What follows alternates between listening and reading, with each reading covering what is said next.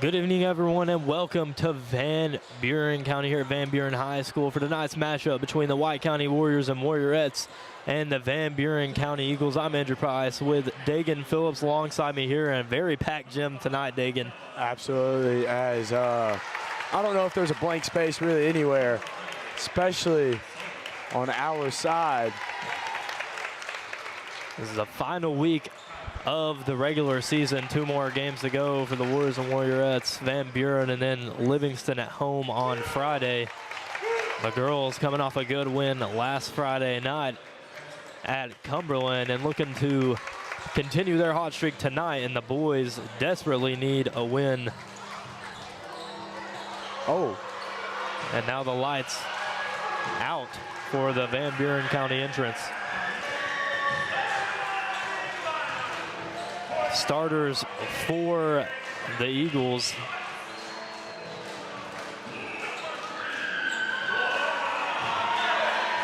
Number 3, Laura Gammon. Number 13, Ellie Grissom. Or correction, number 32, Emma Gammon. Now number 13, Ellie Grissom. Number 12, Abigail Netherton. And number 44, Kara Mills, starters for the Eaglettes. And starting for the Warriorettes tonight, the usual Bella Winningham, Ashlyn Selby, Kyra Fox, Lakeland Grasty, and Gracie Clark.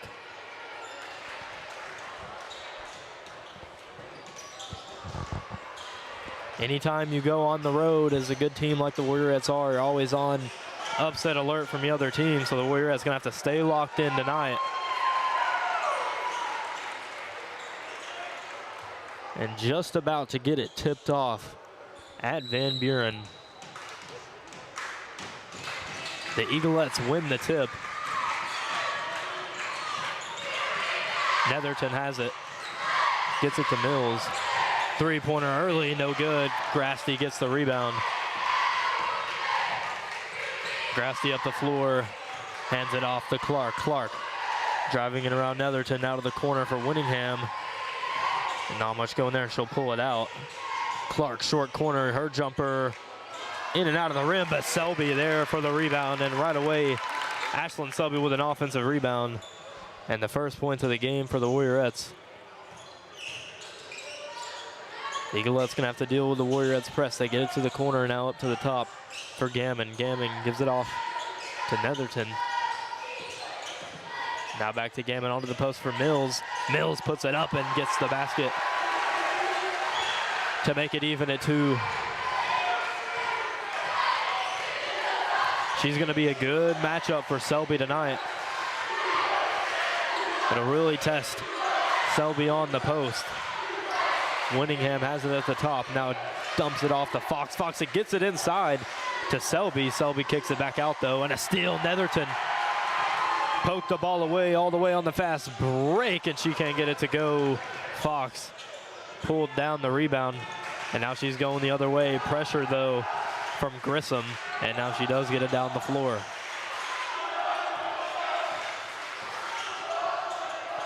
Warriorettes running very spread offense right now. They get it down low now though. Free throw line jumper for Clark is good.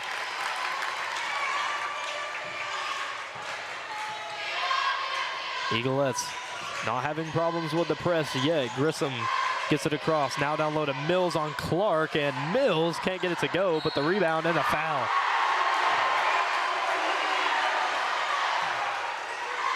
Gammon got the rebound and put it up, and they're going to get Fox for her first foul. So Gammon will go to the line for 2. No rebounders for the Eaglettes, and she misses it. It's a little unique as the first free throw put up in the game. Yeah, no rebounder. Selby though drives in, last second dish, and off the fingertips of Clark.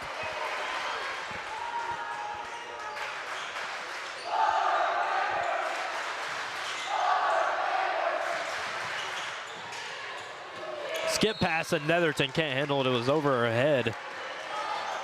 It'll be a turnover for the Eaglettes. And Warriors ball.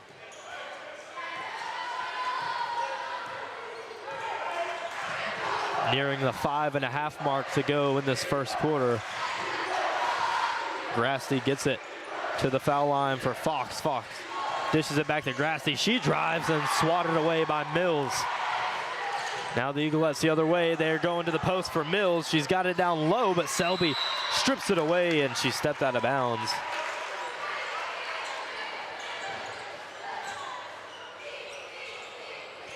So Netherton will throw it in.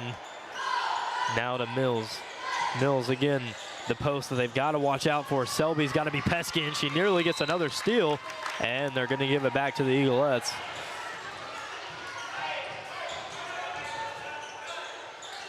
Get it back to Mills. They trap her. 3 people on Mills. She gets it back out. 3-pointer from the corner, and that one's good. Gammon gets the 3-pointer to go. And the Eaglettes take a 4-7 lead now with 5 minutes to go in the first. Grasty from the foul line. Off the marks, but Winningham, tough offensive rebound, and Mills with another block. She gets it out of trouble and now gives it off to Gammon. Gammon gets it to Netherton, and it's going to be kickball on the Warriors, and it'll go in favor of the Eaglettes. Mills already has 2 blocks, and there's 4 minutes and 40 seconds left of the first quarter. They're definitely going to have to be aware of her size advantage that she has on all of her players. Yeah, I mean, she just picked up a foul there. It's going to be the first one on Clark, and she is certainly going to be the main player for the Eaglettes tonight. You're going to have to see what the Warriors do, because a player like Mills could get you in foul trouble very fast, and could get Selby or Clark in foul trouble. And she misses the first free throw. And I'm not 100% sure, but I think they recognized her reaching 1,000 rebounds, so she's definitely capable of getting some boards. Yeah. 1 of 2 at the line for Mills. Now inside to Clark. Her turnaround, no good. Selby, though, pulls down the offensive board, tries to throw up a reverse. Can't get it. Now back out to Winningham, and they'll pull it out. Well, no. Grasty drives in. Pull-up jumper's good for Grasty.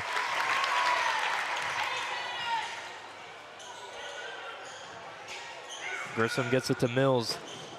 Warriors press, not been very effective so far. Backdoor layup is good for Gammon.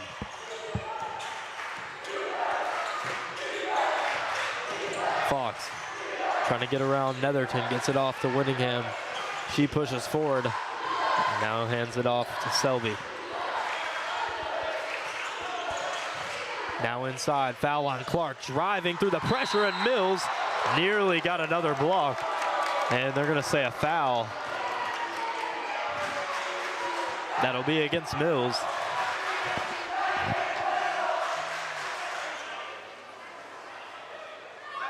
Eagles Nest got a little loud after that one. Yeah, the gym is very echoey. It is very loud in here. And it's a packed gym, but not that big of a crowd. There's only about 8 rows of bleachers, maybe 7. But Clark has a perfect trip to the line. 3.5 to go in the first quarter. The Eaglettes come out with some fire. Might be a kick. No, Mills gets her own pass back, turnaround. No good, and Fox comes away with the rebound, going the other way now. Grasty pulls it out. Now gets it over to Selby. Selby drives on Mills, gets around her. Dish pass inside to Clark. One more to Grasty, and she shoots the jumper off the mark. Winningham chased the board, and it'll go out of bounds off of Mills. If anyone's a little confused on that kick ball, there is no offensive kick ball. It's only defensive. All right, that's a good explanation, because I did not know that, Dagan. Yeah. Obviously, you can't, like, play soccer with it, Yeah. but if it hits your foot. Incidental. Yeah. Selby misses her shot, gets her own board, misses it again, and now a jump ball. It'll stay with the Warriorettes, so Selby is pulling down the offensive rebounds, just can't get the shots to fall. Clark. Step back and gets it to go. Odd looking jumper for Clark. Looked like she was fighting through the traffic and gets the shot to go. Ties it up with 2:49 to go. Netherton. Her jump shot is good.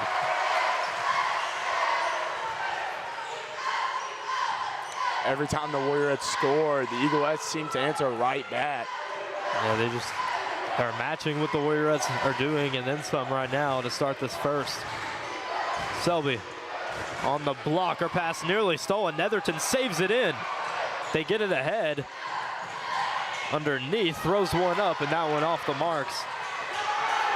Gammon couldn't get it to go. And now a foul on Fox. That'll be 2 on her. Sorry about that one, y'all. I was trying to find where you can maybe see a little bit of the ads, and the scoreboard is blocking that angle. Yeah.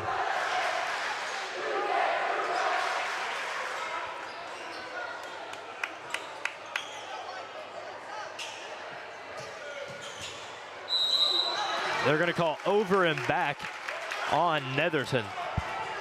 So the Warriors still away possession, and it's not been so much that the Eagleettes are really outplaying the Warriors right now. And Selby is getting these offensive rebounds, but on the second chance, no one can really convert at a very high rate. They've converted on some, but not at the level they would be wanting. Winningham gives it up to Selby. She gets it back along the perimeter. Selby gonna drive, tries to force one down low, and Mills is there, but it'll stay with the Warriorettes. Norris will come in for Fox. She's got 2 fouls, so she'll go to the bench for the remainder of the first. Winningham, deep 3-pointer off the mark. Clark pulls down the offensive board. Norris couldn't handle the pass there for a second. She gets it now and out of bounds. Turnover. The Eagleettes ball.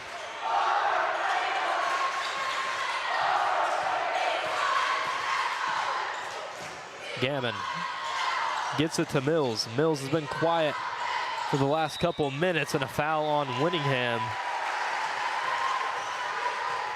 underneath the basket. 4 fouls so far on the Warriorettes this quarter.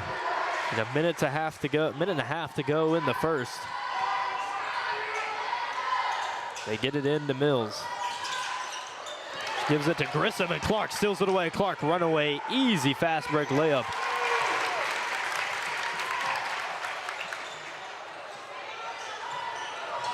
Netherton over to Grissom.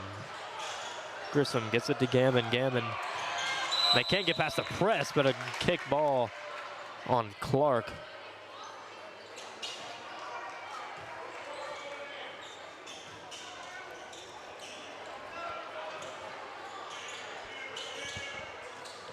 They get it in quickly, but Gammon loses it. They get it back, though, and get it to Mills in the middle. And a big collision. Clark was trying to cut off the pass, and that might be 2 on Clark as well. So we'll see Winfrey go to the scores table. Clark will go to the bench with 2 fouls, and already a recipe for a close game in Van Buren, as Fox and Clark are going to be sitting for a majority of the second quarter.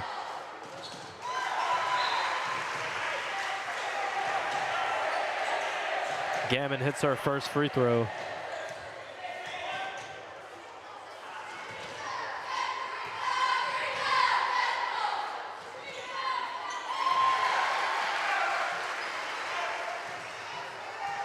Two for two for Gammon, and under a minute to go now in the quarter. 50 seconds. The Warriorettes have the ball with an opportunity to tie it up before the end of the quarter. Selby swings it over to Norris. Norris dumps it off, but it's stolen away by the Eagleettes. Going the other way, Netherton drives in on Norris, high off the glass, can't get it to go. Mills pulls down her own rebound. And the Eagleettes take a 4-point lead, 20 seconds to go.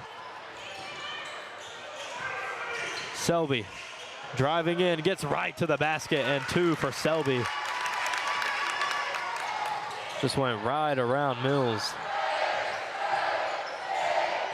6 seconds on the clock, straight to the basket for Netherton, and she is fouled.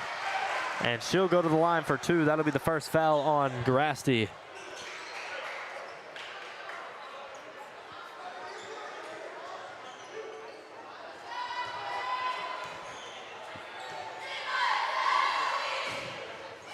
Netherton hits the first, so already a couple Warriorettes in foul trouble. Fox and Clark have 2. And you just saw Grasty pick up that one, and Winningham also has 1. So every starter but Selby with a foul to close out this first 3 seconds. We'll see if they got a chance to get the shot off. Winningham half court throws one up, and it's too hard off the glass. So through 1, the Warriorettes trail by 4, 14-18 at Van Buren. Gonna take this time to thank some of our sponsors for tonight's broadcast. Little Caesars, check them out at 524 West Bachman Way in Sparta. Give them a call at 836-1111. You cannot go wrong with Little Caesars. Another sponsor, we want to thank Denny Wayne Robinson for sponsoring tonight's broadcast. Make sure to consider him when voting for the county executive. And we want to thank longtime sponsor Missy Selby for again sponsoring tonight's broadcast. If you're looking for a real estate agent, give Missy Selby a call at 931-510-7213 or 931-837-8371 or visit the office at 23 North Spring Street in Sparta. And the final sponsor of tonight's broadcast, Rocky Pop, formerly Exceed Limits, now Rocky Pop. You can find them at 25 West Ray Street in Sparta, or give them a call at 931-837-4957. Thank you, Rocky Pop, for sponsoring tonight's broadcast.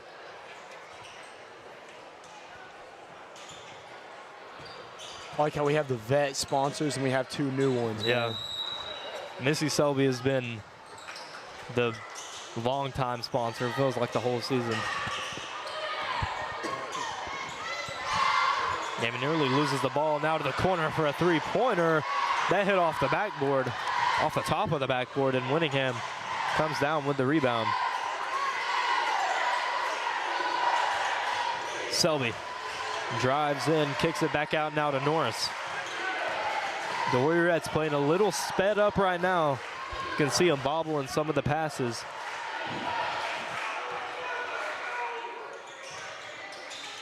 They get it inside now to the short corner for Selby. She kicks it back out, and Grasty drives in. Jump shot over Mills off the marks. And Mills hauls in the rebound, throws one ahead. It's a loose ball, and Norris tips it even further, and it'll be Warriorettes ball.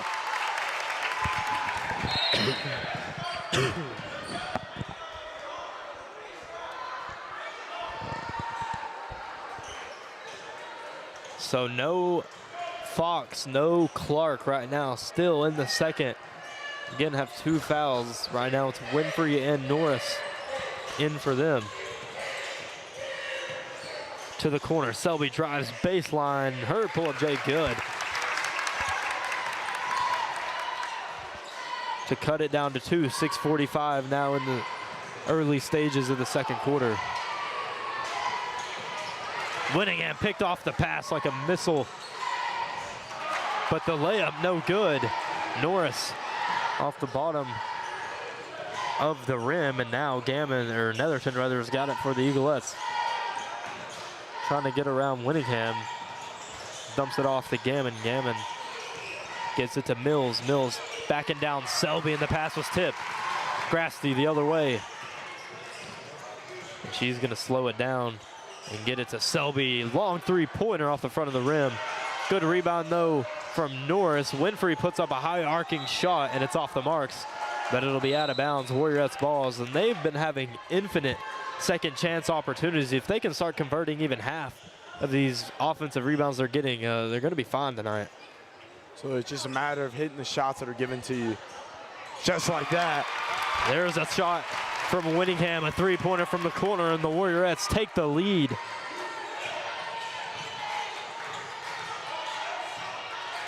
They hand it off to Netherton. Netherton loses it. Winfrey stole it away. Gonna go all the way with it. Layup. Good.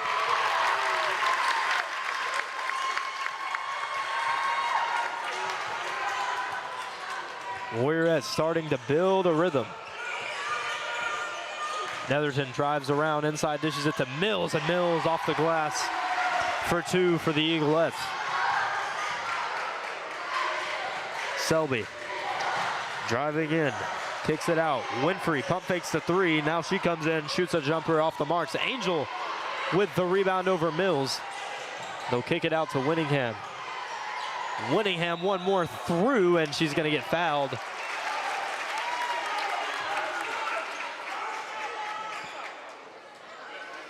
Winningham will go to the line to shoot 2. 5:03 to go in the second. The Warriorettes regain the lead after a strong start from Van Buren.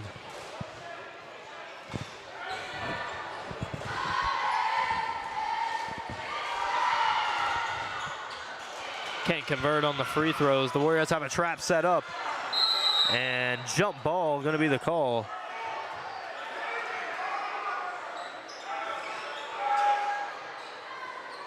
It'll stay with the Warriorettes. Grassley to inbound. Mills tipped it away and stole it for the Eaglettes. And now the Warriorettes defense, they've picked it up in the half-court pressure. They get it down low to Mills this time, and she loses it. Selby deflected it out of bounds. It'll stay with Van Buren.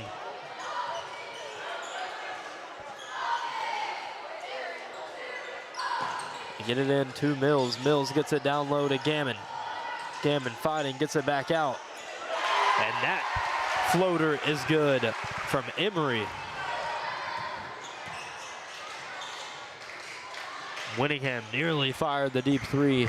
Now pulls it back out, and Mills steals away another pass, gives it up to Netherton. Netherton pressured by Grasty and fouled. That's 2 on Grasty.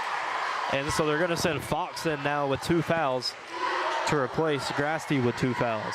Mills has been doing everything on the defensive end for the Eaglettes. At least 2 blocks and at least 2 steals for her now, if not more. So I don't know if they just need to stop attacking the rim or find some other solutions to stop her from just absolutely dominating on the defensive end. Yeah, and if you're the Eaglettes, you definitely need to look to get her more involved on the offensive end. I mean, you could probably go to her every other possession. She's getting it done on the defensive end, but certainly a threat on the offensive end too. Tallest player on the floor, and she can get good positioning in there. As another deep 3 from Bella Winningham. She is starting to catch fire for the Warriorettes.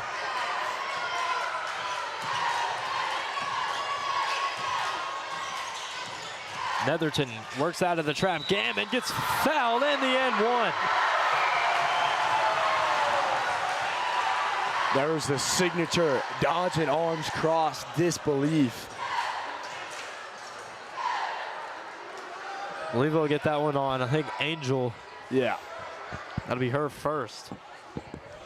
Sometimes you don't know if the disbelief is in the ref or the player, though.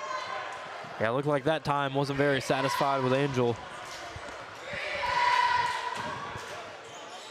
And Gammon hits her free throw. She'll go to the bench. And Roberts will check in for her. Fox in there playing with 2 fouls, brings it up the floor. They get it back to Fox. Driving in, floater for Fox is off to the right, but Winfrey pulls down another offensive rebound. Winningham, quick 3. Maybe a little bit too fast on the fire right there. Yeah. And Mills. I think she knew she was a little hot, so she rushed it and Yeah. ultimately ended up making her be a little off target. It's good that she's looking to shoot at any opportunity, though, especially after hitting those 2 back-to-back. Selby tips at Mills, swing pass, and throws it off Fox. She nearly saves it, but it'll be out of bounds off the feet of Fox.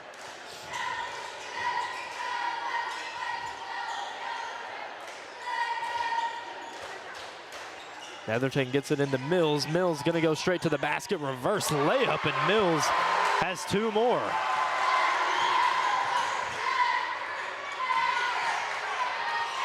Winningham gives it over to Fox. Back inside for Winningham, trying to get down to the block. Now skips it out to Selby. Selby's pass off of an Eaglet defender and out of bounds. It's been a good second quarter, though, if you're the Warriorettes. You've been playing without Clark in there the whole time, and then Fox half the time, and now Grasty, and a good lay by Winfrey, but nothing to panic about, because second half, you're going to get that full starting five back in the game, and hopefully could go on a run at that point. As Winfrey and Norris have put in great minutes for the Warriorettes. Netherton with a tough jumper. And a steal now by Grissom. Grissom to Netherton. She'll go up to the basket. Her floater is good. Netherton, another steal, but she was out of bounds.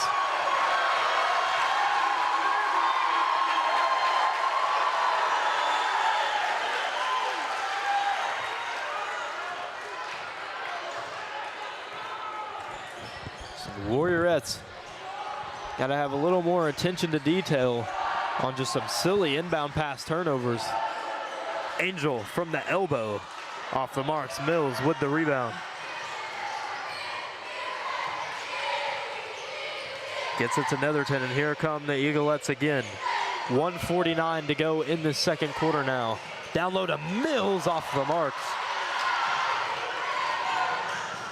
Just too hard off the glass. And now Selby gives it to Angel. Might want to look for a play to get Winningham open at the three-point line. She was hot there for a second, early on in the second.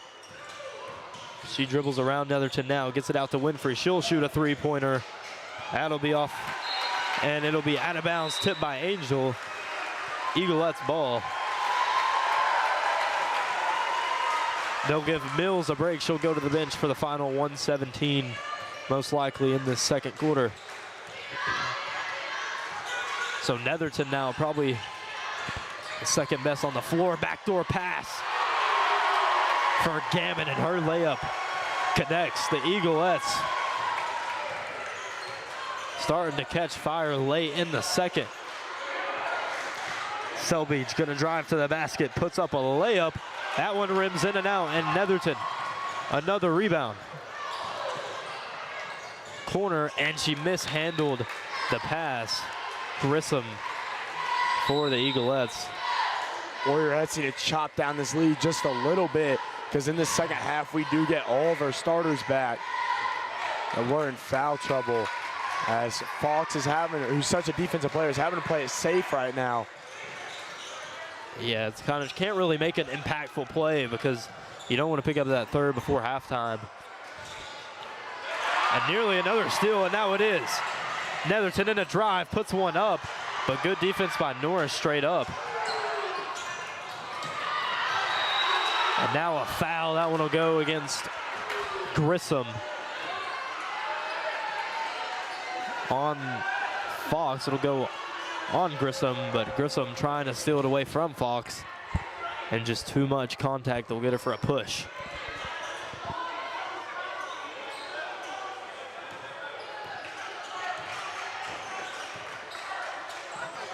Fox swings it over to Norris. Norris back to Winningham. 10 seconds to go in the second quarter. Stolen away, 4 seconds. Netherton gets it down to Grissom, and the layup at the last second is good for Gammon. And now an injury to one of the Eaglettes. Can't exactly see the number. I think it is Gammon, though, the one that shot, number 3. Yeah, that shot the layup. But that is the end of the second quarter. 26-35, the score. The Warriorettes trail, and coming into the second half, they'll have to settle into this game. We want to take this time before the break to thank some of our sponsors for tonight's broadcast. Little Caesars in Sparta on 524 West Bachman Way. You can give them a call at 836-1111 to call in any type of pizza. Again, Little Caesars in Sparta. We want to thank Denny Wayne Robinson for sponsoring tonight's broadcast. Make sure to consider him when voting for the county executive. We thank Rocky Pop for sponsoring tonight's broadcast. Formerly Exceed Limits, now Rocky Pop. You can find them at 25 West Ray Street in Sparta. Give them a call at 931-837-4957 with any questions. And the final sponsor of tonight's broadcast, Missy Selby with the Real Estate Collective. Are you looking for a real estate agent? Look no further than Missy Selby and give her a call at 931-510-7213 or 931-837-8371. We're going to take a short break and we'll be back after halftime.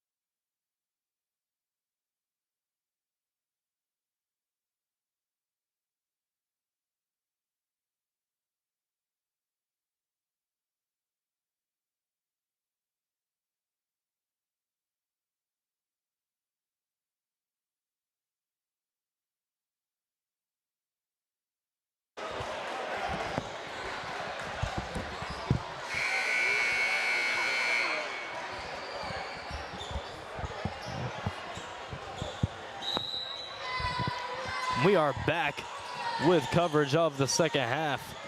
Warriorettes find themselves down, but looking to get back in it, and right away Clark making her presence known. Grasty pull-up jumper off the mark. Selby, second chance.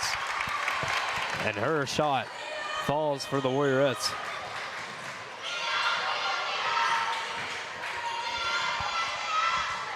They get it to the corner now for Mills. Mills gets it out to Netherton. Three-pointer. Her three-pointer is good.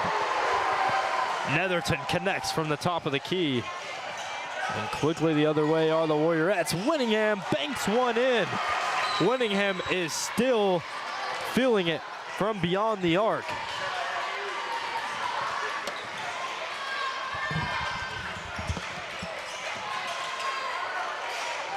Now Netherton gets it down to Mills. Mills all the way to the basket, and she'll be fouled. It'll be Selby's first. So no problems with the foul there, and Mills will go to the line to shoot two. And a good start right out the gate for the Warriorettes. Mills' first free throw is good.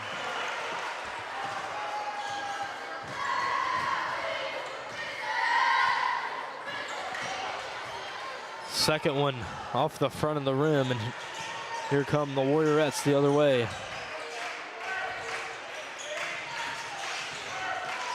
Selby gives it over to Fox.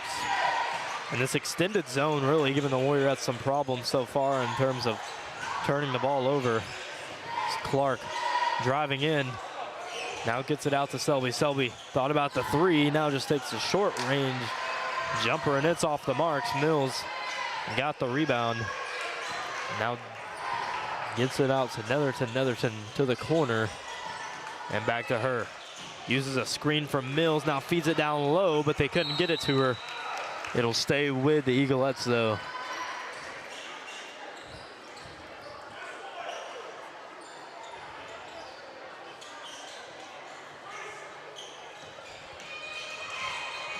Eaglettes on the inbound from their bench. They get it into Netherton. Now down low to Mills.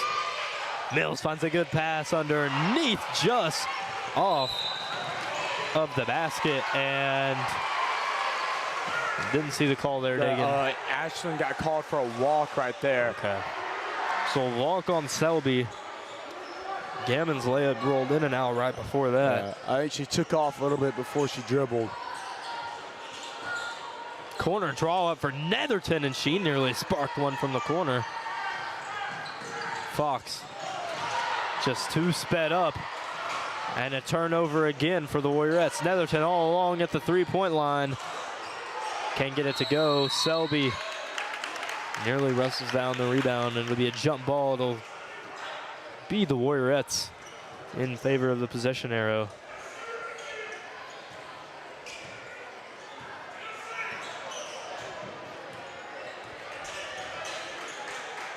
Grassley to Winningham's three-pointer off. Winningham's been itching for that one. Unfortunate, it couldn't fall. Yeah, hit one right away out of the gate in this third, and that one no good, but she follows it up with the short-range floater to bring it within 6 now for the Warriorettes. 5:30 all ready to go in this third quarter. They get it across half court to Mills. Mills dribbles up, now hands it off to Gammon. Gammon to Netherton. And now they do get it down middle to Mills. The Warriors collapse though, and a steal. Grasty running on the fast break. Gets it to sneak in. The lead is now 4.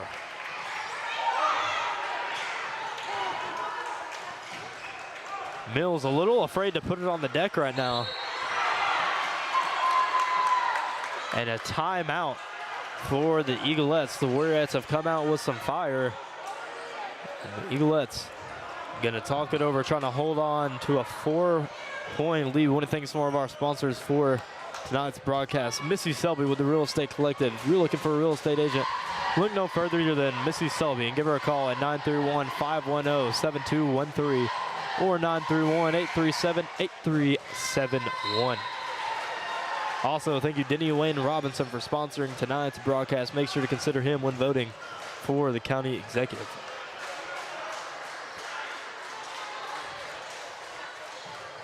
So 4:49 to go. Eaglettes clinging to a 4-point lead, but the Warriorettes have some momentum. Underneath the basket, Gammon fouled by Winningham. That'll be her second foul. So now really anywhere on the floor you look, the next foul will be the third on someone, unless it is Selby.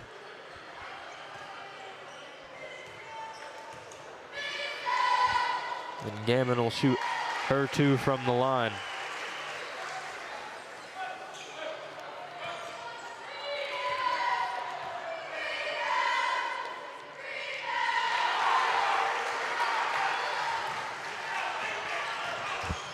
Gammon with a perfect trip at the foul line. Now the Warriorettes on the other end, looking to stay efficient. They've been very good on offense here in the third. Clark turnaround, bounces and off. Rebound by Mills. Down low, good find from Mills, and Grissom sneaks it in for two more for the Eaglettes. And just like that, lead extended back out to 8. Clark working it around, now gets it to Fox, top of the key. Fox will set a screen for Winningham. And now she'll hand it off. Selby driving it on Mills, gets around her, but too shy off the glass. And now all the way back on the other end, missed layup for Grissom. It was wide open. Fox gets it across for the Warriors. Grasty drives in. Her shot was maybe a little bit altered by the pressure from Netherton, and a jump ball, a scrum on the floor. We'll see where the possession goes, and I think it will be the Eaglettes. Yeah, it was. Yeah.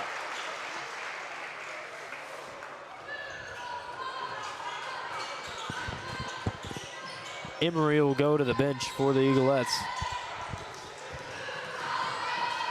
They get it in. Gammon across half court. The Warriorettes press. Very ineffective tonight. The Eaglettes have had a game plan. Clark tipped it to the corner. Now inside to Mills. Mills being guarded by Selby. Fox came for the double. Now gets back to her man, Netherton.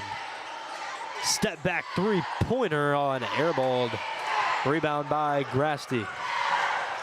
Grasty finds Winningham. Her corner three. Too hard. Over the rim. Rolled over the rim, rather, and now the Eaglettes quickly going the other way. Mills down low. Dishes it to the corner. Three-pointer. Off the marks again. Mills can't get it. Gammon comes down with it in the end. One.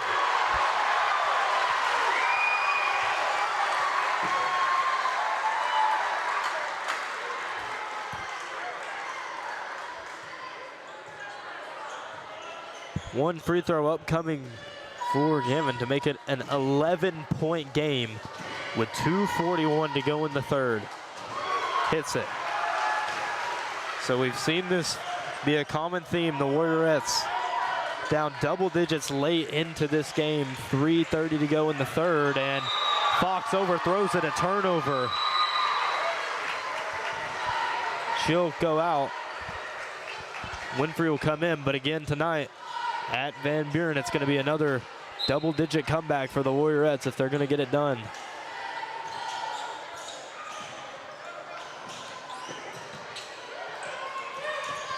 Netherton gets it stolen away. Grasty layup. Fouled and one for the Warriorettes.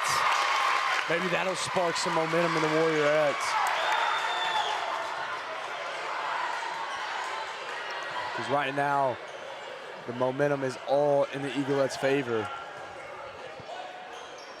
Yeah, that's exactly what they needed after that turnover from Fox, who thought the Warriorettes might be looking at down 13, but now Grasty hits it, and it's 38-46, only 8 now for the Warriorettes.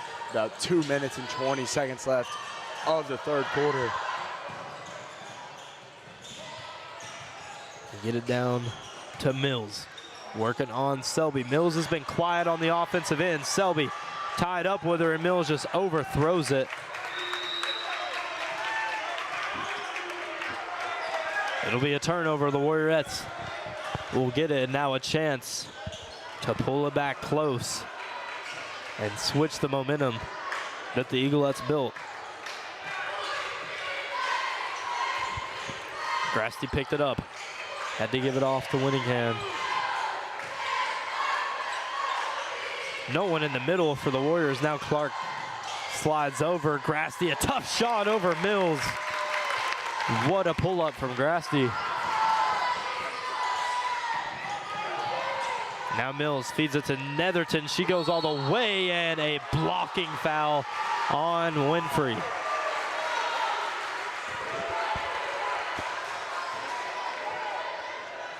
This side of the gym wasn't fully agreeing with the ref on that one. Other than obviously the student section. Yeah.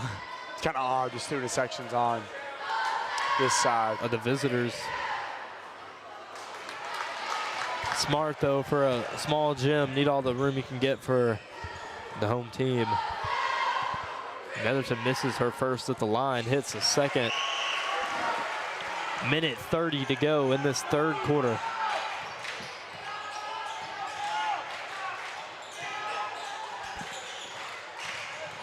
Selby dishes it off to Clark. Clark to the block for Winfrey, now out to the three-point line. Selby's gonna have a look off the front of the glass. Winfrey good positioning for the board, and Clark with the easy shot from the block. The Warriorettes trail by 5. About a minute left in the third quarter. So unless the Warriorettes can get some quick buckets and quick turnovers just like that, they will be trailing going in the fourth. Selby driving to the basket all the way through the contact, and 2 shots upcoming for Ashlyn Selby. And she has been phenomenal for the Warriors in the back half of the season. And really need to start playing their best ball in the final week of the regular season. And the Warriorettes have looked good, but also fell to stone last week, but they recovered last Friday night. Now a good week this week would put them in good position heading into tournament time. Netherton, three-pointer, drains it from beyond the arc. 40 seconds to go in the third. And Netherton has been huge for Van Buren in this third quarter. Winningham's chance at a three-pointer off the marks. Rebound, though, by Winfrey again. She's been cleaning up the glass on the offensive end, but Mills this time comes down with it, and the Eaglettes run it again. Over to Netherton. Fakes it, now goes for the layup. She'll get fouled and head to the line to shoot 2 more.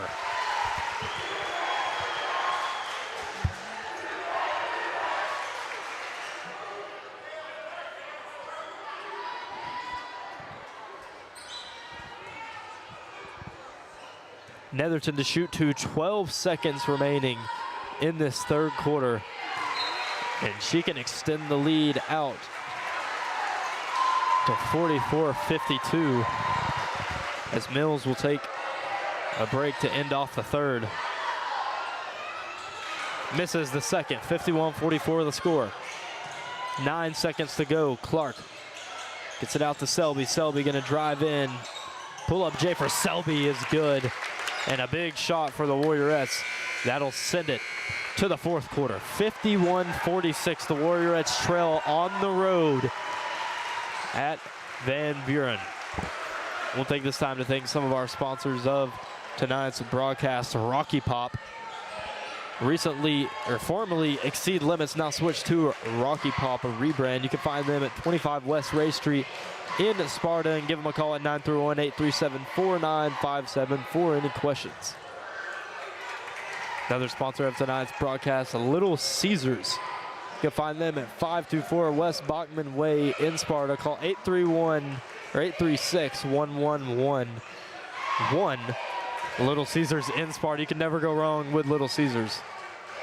And another sponsor of tonight's broadcast, Missy Selby, with the Real Estate Collective. If you're looking for a real estate agent, give Missy Selby a call at 931-510-72 931-8371.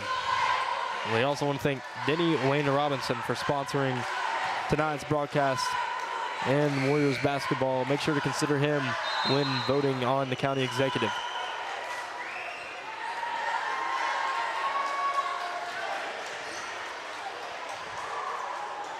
So 51-46, 8 more minutes to go.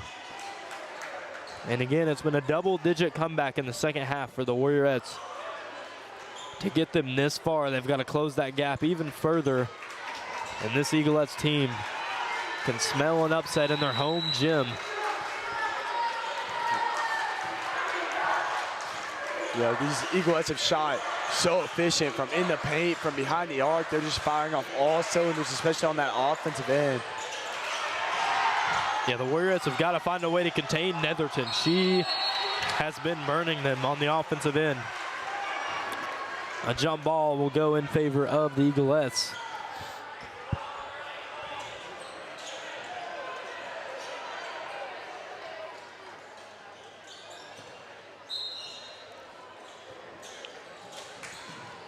They get it in now to the middle, all the way down to the post, back up top. They get it in the hands of Netherton. She fires a three-pointer, rolls around the rim and out. Selby pressing it up the floor. Too fast, though. Turnover. Clark pokes it out, but it'll go in favor of the Eaglettes. Netherton, or Crushing Gammon, was there to steal that pass away.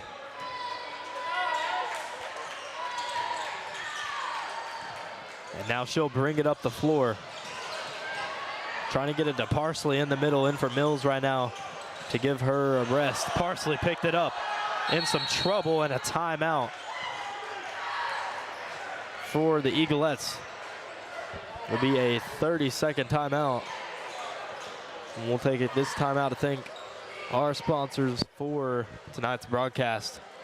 Rocky Pop, again, find them at 25 West Ray Street in Sparta. They were formerly Seed Limits, now Rocky Pop Company. Give them a call at 931-837-4957.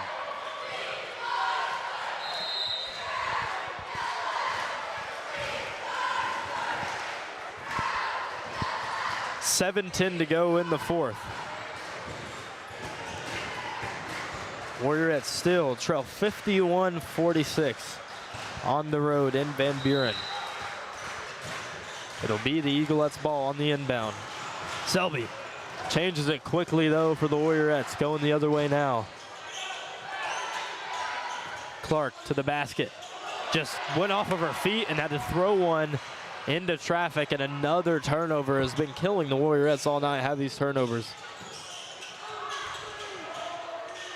Netherton gives it up, and a walk down low for Gammon.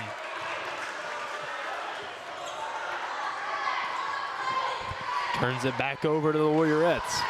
Mills goes to the scores table now to check in for Van Buren. And there's Winningham. She's been quiet since early in the third with that three-pointer. She's set up there, but it's stolen away. Winfrey hops back in front of it, though. They get it to the middle. Clark kicks it back out one more to Selby. Selby driving in all the way to the basket. An easy two for Ashlyn Selby. And now 3-point game. Netherton behind the back and out of bounds. It'll be Warriorettes ball with a chance to tie it up here with 6:07 to go in the fourth. 48-51.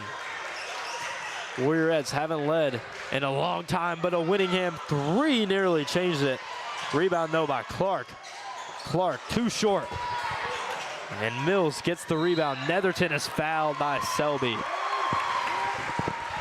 At least she's in the least amount of foul trouble from the rest of the people in the game right now. She's played relatively safe, but still phenomenal defense. Yeah, that's only her second. And she's been guarding Mills the majority of the time, too, so good job to play clean. Mills stuck right now, gives it up to Netherton. The Warriorettes trapping Netherton, and another foul. That one will go against Selby, so back-to-back fouls on Selby. Fox checks into the game for Winfrey. And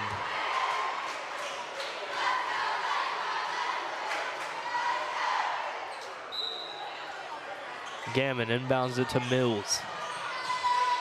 Down low. Off the bottom of the backboard, rebound by Selby. And again, another chance for the Warriorettes. Clark, short range jumper, no good. Winningham, tough rebound, but Gammon in there to steal it away and then throws it away. And they're gonna call it.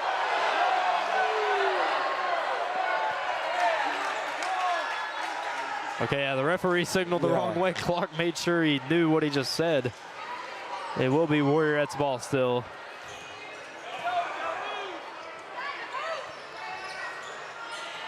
Selby down low with a big two for the Warriorettes. 1 point game.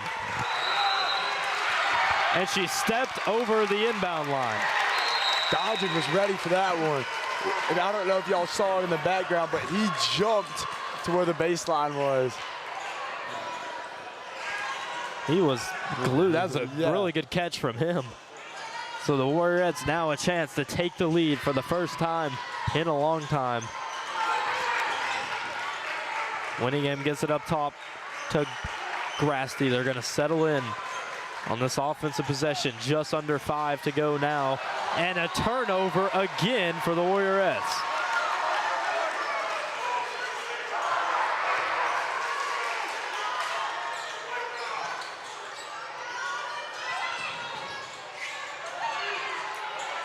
Mills gets it to Netherton. Full court press right now for the Warriorettes. Mills down to Gammon.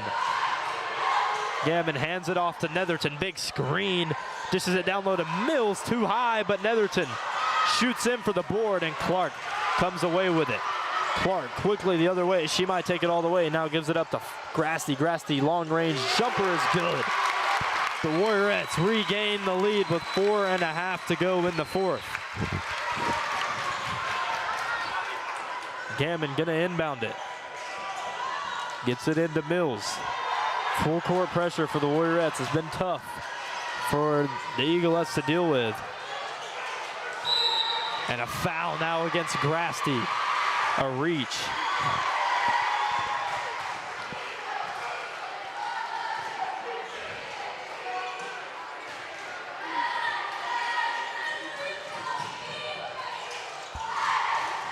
Netherton gets it out of trouble. Drive to the basket, too short, but Mills with a rebound and a foul. That might have been Selby's.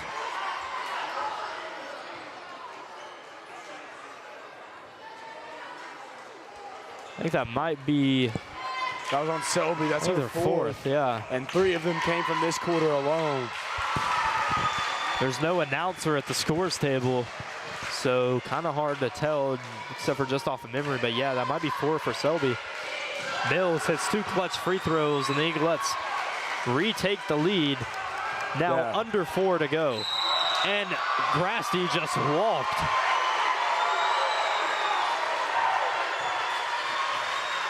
Dodgen is in disbelief right now.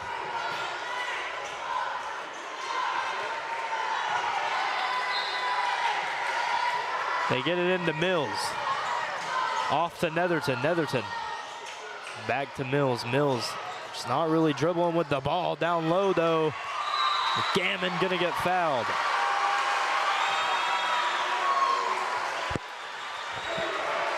Emma Gammon will go to the line and shoot 2. 3:48 left to go in the game. And the Eaglettes lead it by 1.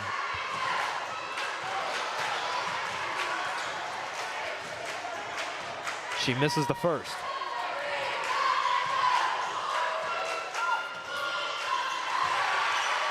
Hits the second, and now a 2-point game.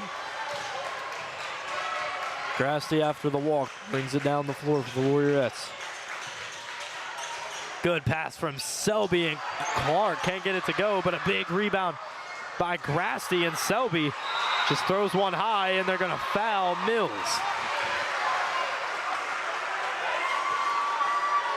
That'll be on 13. So Clark. Yeah. I don't think that is 5 on her, though. I'm thinking, did she get one after this in the second half? I don't know. I think it might be only her third. Yeah, I don't remember them calling her number on a foul call. Mills hits the first one, and so now Selby with 4, Clark with 3. 3:31 though, you're just gonna play it out until you foul out. So we'll figure out when one fouls out if they are in threat of fouling out. Grasty in the lane, jumper off the marks. The Warriorettes can't buy a shot as of recently. And the Eaglettes going the other way now.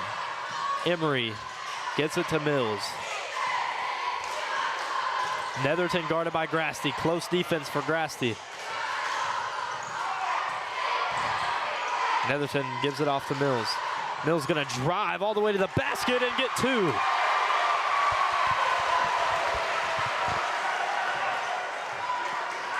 The lead is now 5 with 2:50 to go in the fourth. The Warriorettes need offense. And a foul, that one will go against Emery.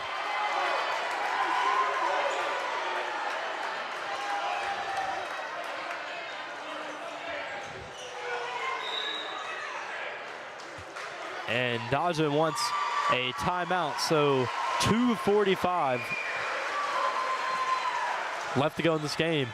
And the Warriorettes trail it by 5, 57-52. We'll take this time to thank some more of our sponsors of tonight's broadcast. Thank you, Denny Wayne Robinson, for sponsoring tonight's broadcast, and make sure to consider him when voting for the county executive. Also, I want to thank Little Caesars, Rocky Pop, and Missy Selby for all sponsoring tonight's broadcast. Making sure to get them all in during this prime time, 2:45 to go.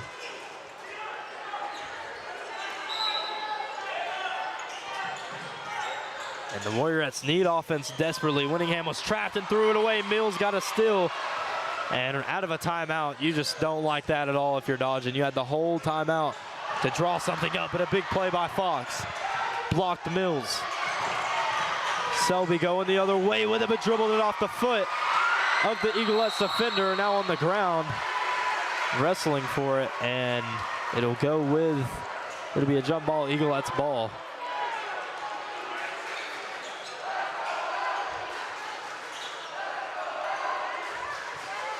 Or correction, Warriorettes ball. Clark will inbound it to Grasty. 2:22 now in this fourth. Each possession getting more dire for the Warriorettes. Fox dribbling around the top of the key. Now gives it up to Grasty down low, and another turnover for the Warriorettes.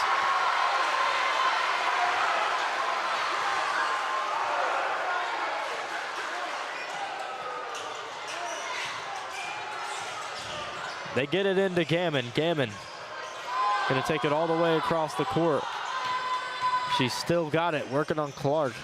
Now they give it up to Mills, and Mills took one too many steps, had a wide open layup if she could just get the ball on the deck. But it caught it high and couldn't get it down in time. Her feet were moving too fast. And a break for the Warriorettes.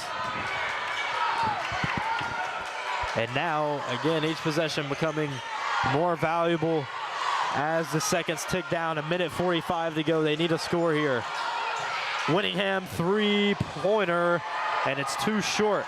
Selby saved it though. Fox has it. Foul. That will go against Grissom, and the Warriorettes not in the bonus though, so it'll just be an inbound underneath the basket with 1:32 now to go on the clock. Selby on the block, puts it up over Mills and gets fouled. 2 shots upcoming for Selby, and a huge 2. Need to hit both of these to make it a 3-point game.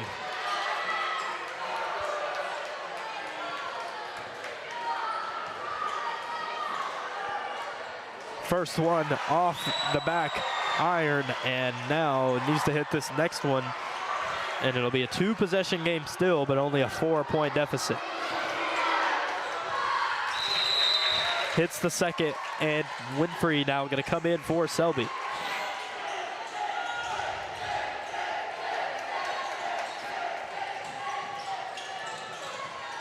Fox tipped it out, and it'll stay Eaglettes ball.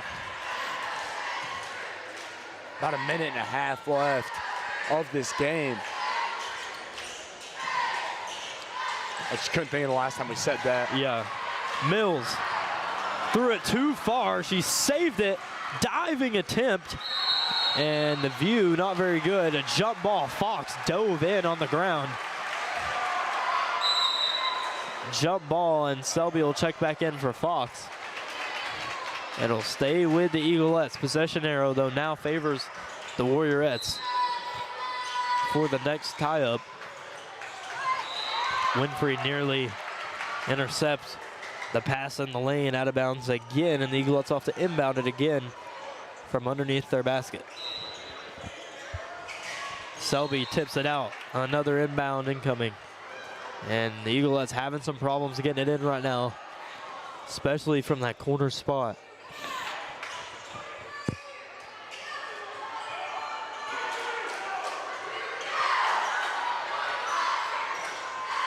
They do get it in now to Gammon.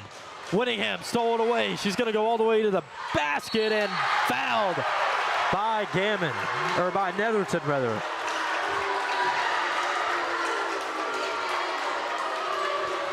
So a huge 2 upcoming for Bella Winningham. The first one to make it a 1-score, 3-point game for the Warriorettes is good. Now the second to cut it down to only a 2-pointer for the lead, for the tie. 3 for the lead. Can't get that one to fall. Offensive rebound though for Selby. Wrestles out of traffic. And now tied up again, but it'll stay with, oh, and now we got a foul actually, not a jump ball. And it'll stay with the Warriorettes. Eagles Nest not very happy about that one, as the past 3 calls that have been called have been on the Eaglettes, but there is an absurdly different foul differential in this game, so I don't know if they finally started realizing that, so they're getting a little upset, but they're overall in this game, I know the foul differential is definitely in their favor. Yeah, now big ones for Selby, misses the first. Free throws are killing the Warriorettes right now, and a full timeout for Van Buren. A minute to go in this ball game in the final week of the regular season. The Warriorettes trail by 3. Selby will be at the line after the timeout. I want to thank some more of our sponsors for tonight's broadcast. Little Caesars in Sparta. Give them a call at 836-1111 and find them on 524 West Bachman Way. Missy Selby with the Real Estate Collective. Give her a call at 931-510-7213 or 931-837-8371. Rocky Pop. Find them on 25 West Ray Street in Sparta. Formerly Exceed Limits, now Rocky Pop. Make sure to check them out or give them a call at 931-837-4957. And again, thank you to Denny Wayne Robinson for sponsoring tonight's broadcast. And make sure to consider him when voting for your county executive.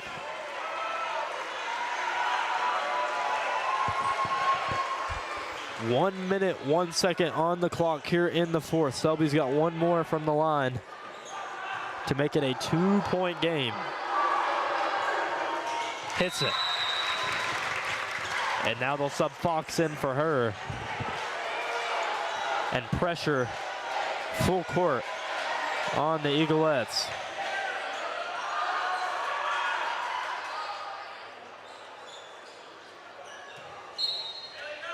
A little bit of a delay getting the ball to the player. They get it in now.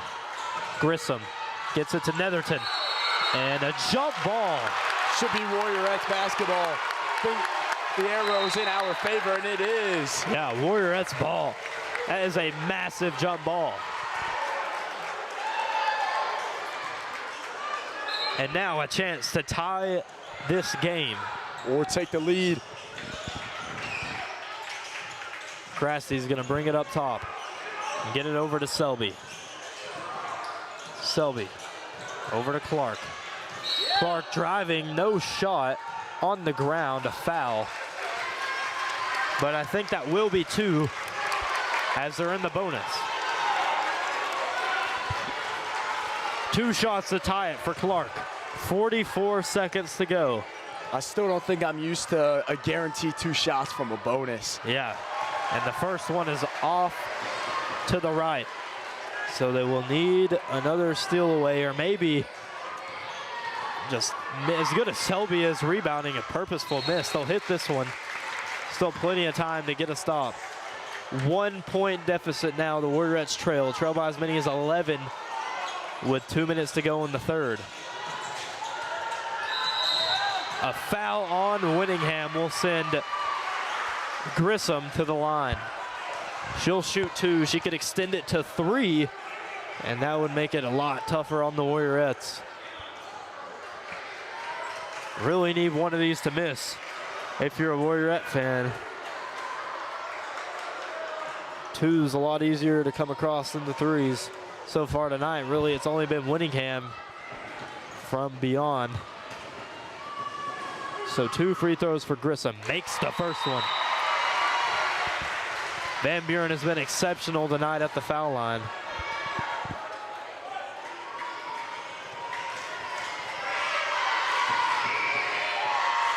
Misses the second, so a 2-point game, 40 seconds to go.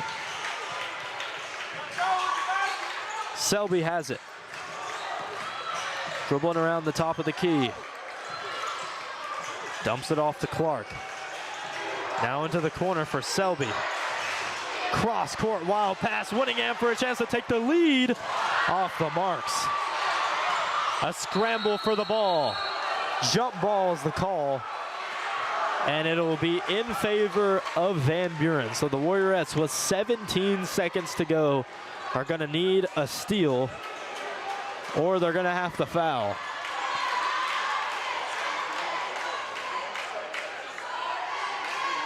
This inbound, a good opportunity. They get it into Mills. Mills throws one, and it's broken up. Winfrey with the steal, and she took one too many steps. Walk is the call. And it's not a bad one. Just very unfortunate for the Warriorettes. A timeout for the Eaglettes. Everyone here thought that was the game-tying shot.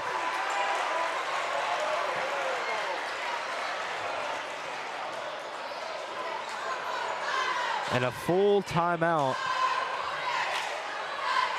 And right here, if you're dodging Dagan, are you calling all-out pressure and then a foul? No chance for a steal if they get it in. You just got to foul right away.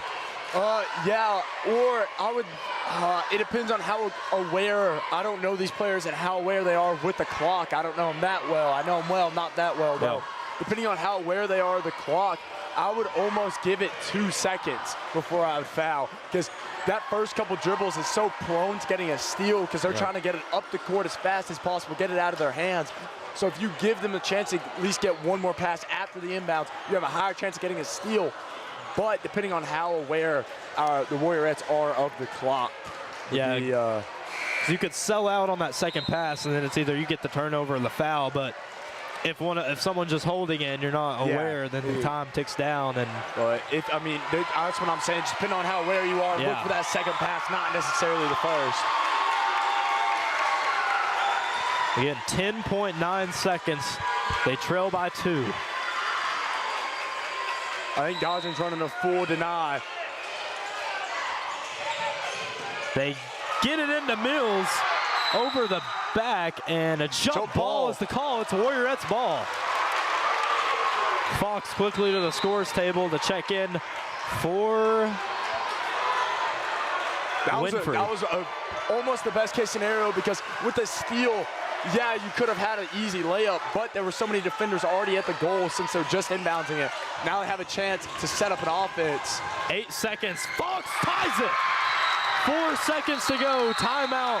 Van Buren, Kyra Fox just hit the game-tying shot with 4 seconds to go after not leading since the second quarter. The Warriorettes have fought all the way back for the feels like the millionth time in the past 2 weeks after trailing. Absolutely, the Warriorettes have struggled with these good starts in these games. They have relied on that second half basketball, and that's such an impressive thing to be able to do, to be trailing so much in that third quarter and be able to crawl your way back to a tie game with 4 seconds remaining. And now there's 4 seconds, like you said, so they've still got to play defense. It could be a game winner from any of the Eaglettes, and you got to think they're going to put it in the hands of Netherton. She has been the premier scorer and on fire from the three-point line tonight for the Eaglettes. But just sensational, a tough shot from Fox to tie it right there after she really sat the majority of that first half with the foul trouble. Comes back, settles in during the second half, and ties it up. And now 4 seconds and a chance to win it for the Eaglettes. And since it's a tie game, the Warriorettes cannot foul. Yeah. Since the Eaglettes are in the bonus, I just wanted to stress that as I saw Clark, giving a nice little strong reminder that you cannot foul right now. They have to play clean and not allow any good shots. They get it in. 1 second, and they didn't get a shot off. Great defense by the Warriorettes right there. Exceptional. They didn't get it. They didn't let them get it in the hands of any playmakers. And Emory had a chance, but didn't put it up. So overtime here at Van Buren. It'll be a 4-minute period to see who's going to come out with the win here tonight. Eaglettes trying to pull off an amazing upset over the Warriorettes. We'll take this break in between time to talk about some more sponsors of tonight's broadcast. Little Caesars in Sparta, 524 West Bachman Way. Or give them a call at 836-1111. You can always count on Little Caesars. Another sponsor, Rocky Pop. Formerly Exceed Limits, now Rocky Pop. You can find them at 25 West Ray Street in Sparta. Give them a call, 931-837-4957. Thank you, Denny Wayne Robinson, for also sponsoring tonight's broadcast. Make sure to consider him when voting for the county executive. And Missy Selby with the real estate agent. If you're looking for a real estate agent, make sure to check out Missy Selby with the Real Estate Collective.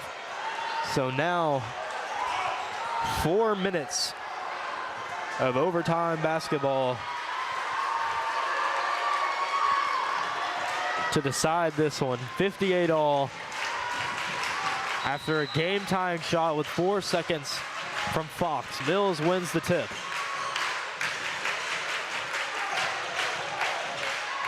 Having some problems getting it across.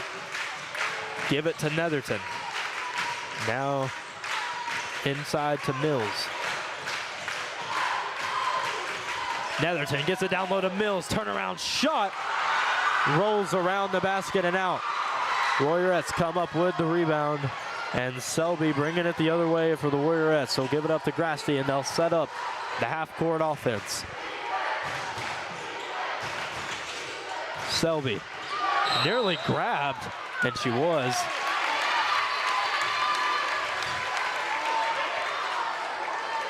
So Selby will go to the line and shoot two. Get both teams still in the bonus.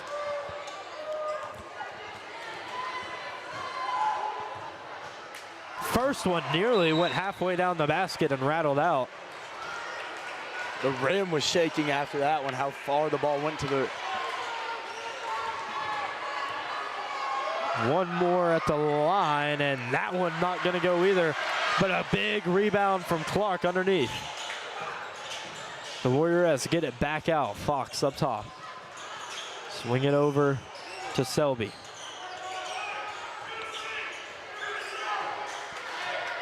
Grasty up top, calling a play. Get it to Winningham on the wing. Winningham gets it to the short corner. Selby and Clark both thought they were going to get it. Fox, three-pointer, bang! Kyra Fox with a big three for the Warriorettes.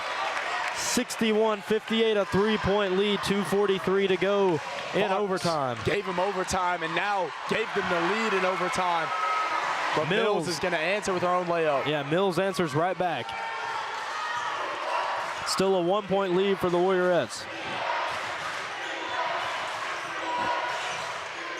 Grasty walking it around the perimeter. Now gives it up to Winningham.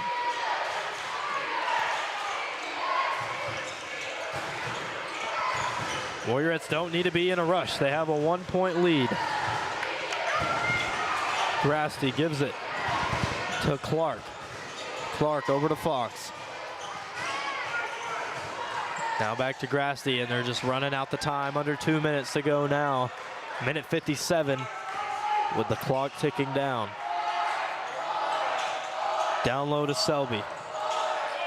Give it up to Fox. Back to the top.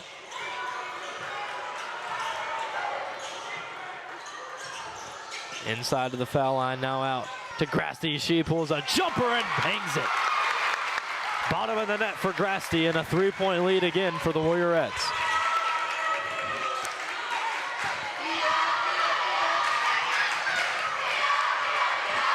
Netherton walking it up the floor, using a screen. Three-pointer for Netherton, nearly in. That would have been massive. Rebound Winningham. And now a minute 15 to go. Selby holding it up top. Gets it to Grasty. Grasty driving it on Netherton, hands it off to Winningham. Winningham all alone, but doesn't shoot it. Aware of the time, now under a minute to go.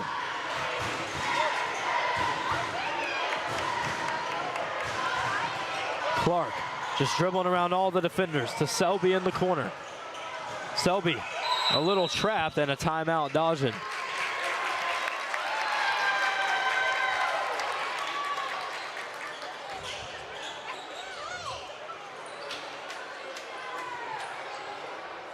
I don't know if they'd done their homework or not, but it looked like they were trying to foul Gracie Clark, and that wouldn't have been the player I would have chose.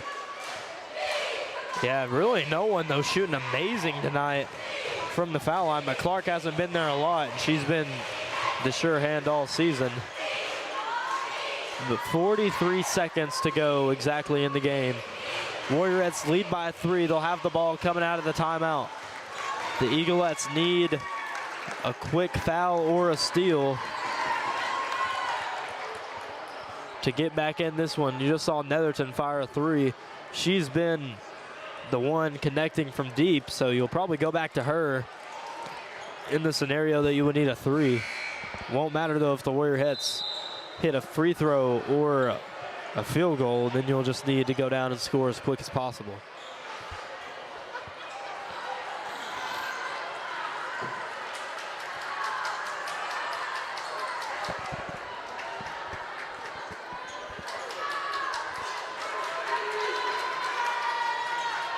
Grasty to inbound on the side. Mills is guarding the inbound, covers a lot of length. They get it in though to Clark, and she did a good job not stepping out. Now down low, Winningham's got a wide open layup and hard foul. Will send Winningham to the line to shoot 2.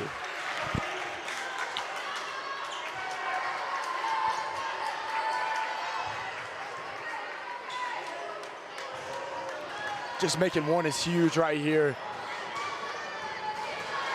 Absolutely would make it a 2-possession game, and she buries the first one. 4-point game, 36 seconds to go.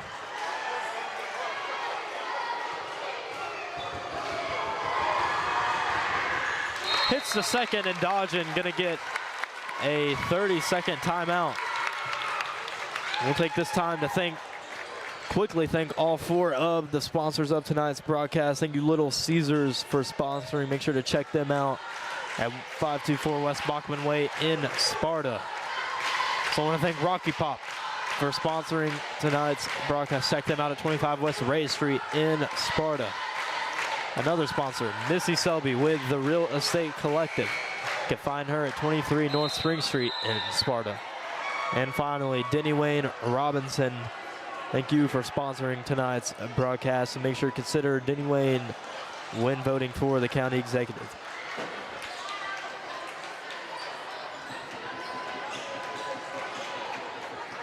"36 seconds left to go in this game. 65-60 the score.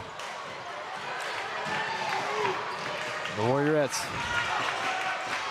gonna be stout on defense. Mills down low. Gammon gets the play up to fall, and a quick timeout now for the Eaglettes.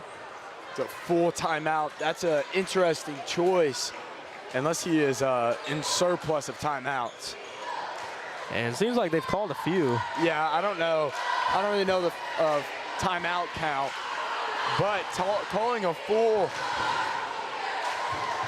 when you are still down by 3 with 26 seconds left, and you call it when you're going on defense, not when you're going on offense. Kind of really selling out for the steal right here. Yeah.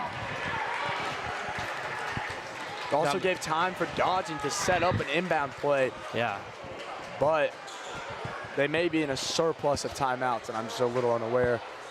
I mean, the chaos has really been in favor of the Eaglettes tonight. I mean, they are playing better than the Warriorettes when it gets chaotic on the floor. Which is a little rare, especially from this Warriorettes team. They really love that press and love it when it's chaotic. That is normally their type of basketball. But tonight, it has been favor of the Eaglettes whenever it gets out of someone's hands. And our Warriorettes played very fundamental today.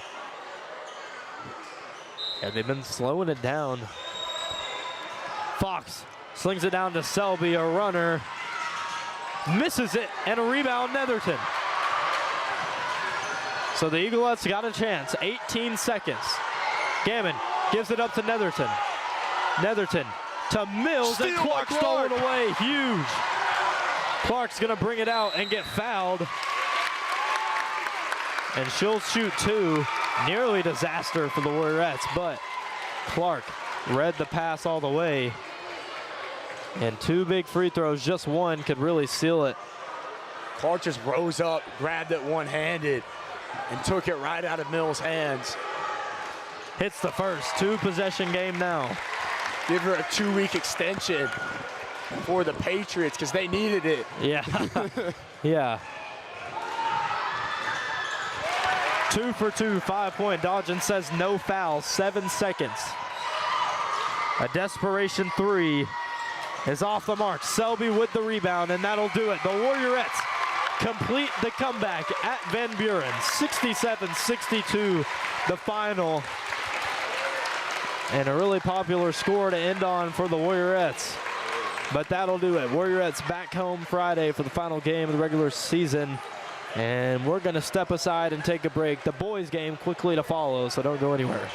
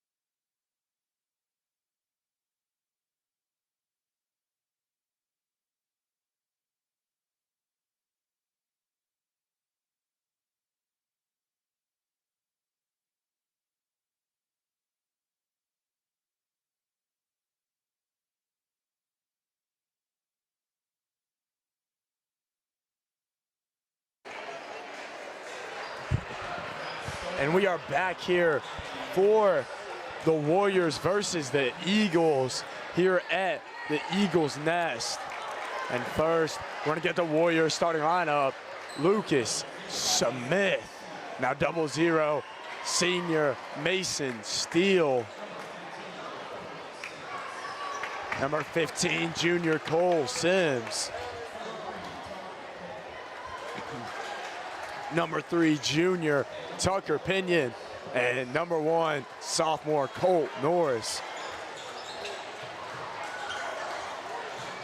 As there is a little bit of a lineup change, as normally number 10, Jack Carpenter, is starting for the Warriors, but he is not here today.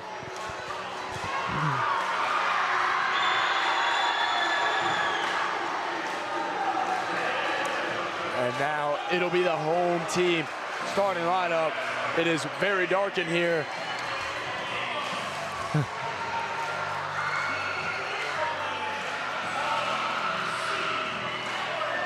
Number 11, R.C. Howard.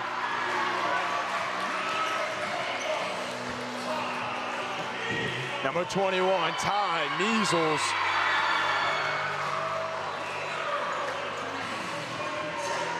Number 33, Jack Parkin.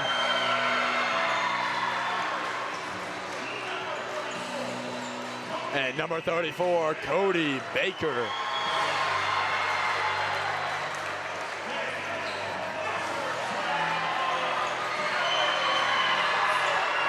And number 12, Colin Sullivan. Yeah, dang, that's going to be a big miss tonight for the Warriors. I believe Carpenter's sick tonight. Yeah. Not playing in this game. Didn't make the trip at all to Van Buren. So we just have to assume he's sick. Might see a little bit more of Baird tonight. Definitely going to see more of Adams. And maybe Winfrey gets a couple bit more minutes if her big man get in foul trouble. And unfortunately for the Warriors, that's a common occurrence. Yeah. I was correcting the scoreboard right now, kind of forgot. And Sims puts up a corner 3 real fast, and he drains it. That'll be the first basket of this game, a Cole Sims 3-pointer. Now Baker gives it a Pawkin. Now Sullivan, cross-court pass to Baker. Baker's pushing the paint.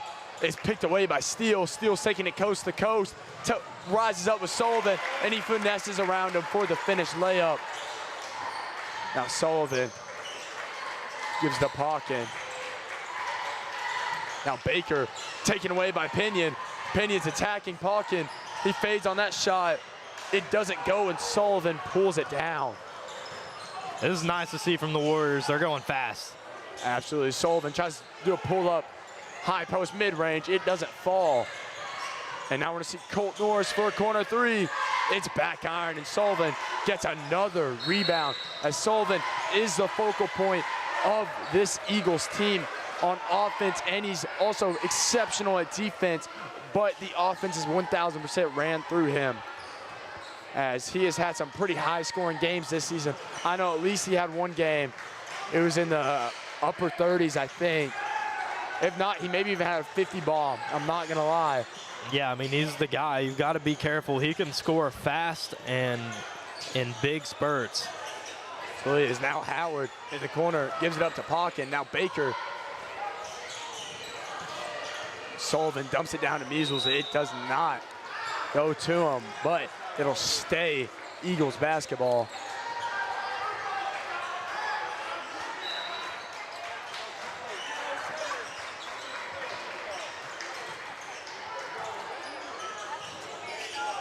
Now Baker.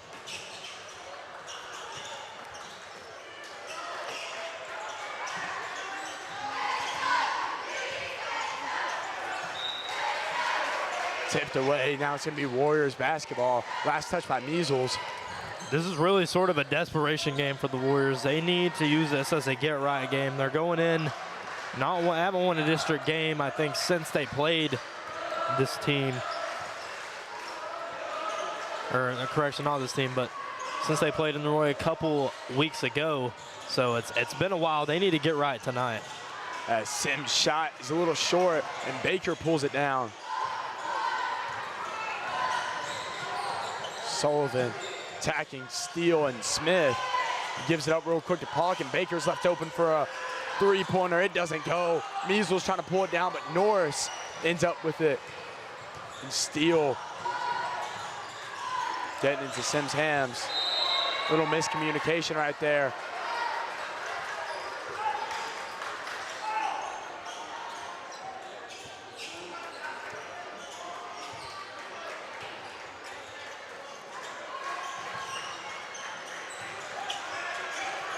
It looks like they might need a timeout, or no, nearly 10 seconds right there.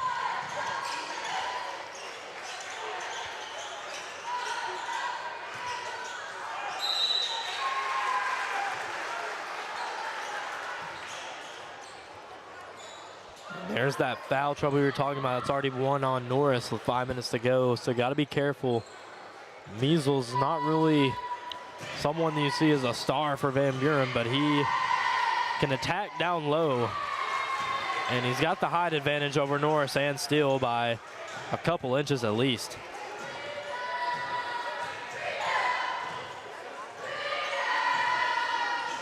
Measles' second shot is no good.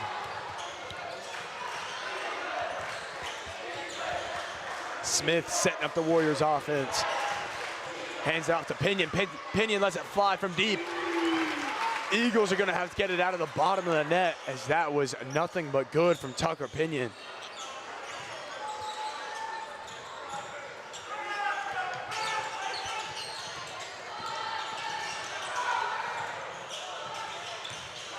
Now Measles attacking, and Norris is gonna get another foul. Yeah, you might see a quick sub this time from Mitchell. He's gonna go. We'll see who he brings in. Or he's just talking to Sims right now.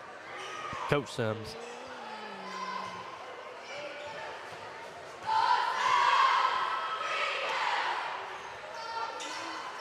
First shot is no good. Right now, it's not looking like he's gonna bring anyone in for Norris. That is very surprising. Yeah, it's an early two. There's still 4.5 to go in the first. Now he's putting in probably Lex Winfrey. As I was saying, he may get some more minutes because Measles is just so tall. Norris working that high post, hands it off to Pinion. Pinion's not gonna attack, he's gonna give it off to Sims. Now Steele's gonna attack Pockin. Smith definitely has a muscle difference on Baker, but Norris is gonna drain the corner three. I won't be surprised if Smith uses that frame disadvantage that Baker has on him to attack the rim. Yeah, big hook that time. Mitchell's not happy. As Mitchell's looking for a offensive foul because he wrapped his arm around him, but they're gonna get a blocking foul beforehand.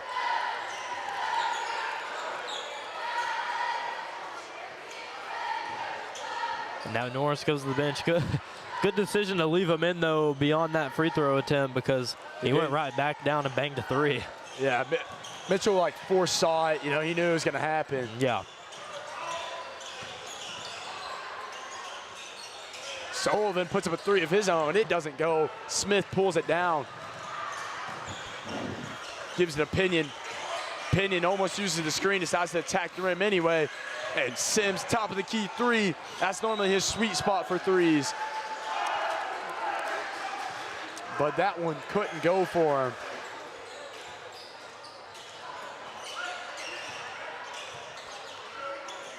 Now Baker gives it up to Measles. It's gonna be taken away by Pinion. Pushes up to Sims. Sims gives it back to Pinion. Pinion pump fakes from almost the half-court line. They're gonna get Winfrey for an offensive foul. On that illegal screen, a little bit too much contact, leaned into it. Football in him. Yeah, got a little bit displayed right there. Yeah, he's got to be still as a rock when he sets those screens, because he moves into someone, they're going to go flying. Even the slightest movement, definitely going to at least knock someone off balance as he picks up another quick foul.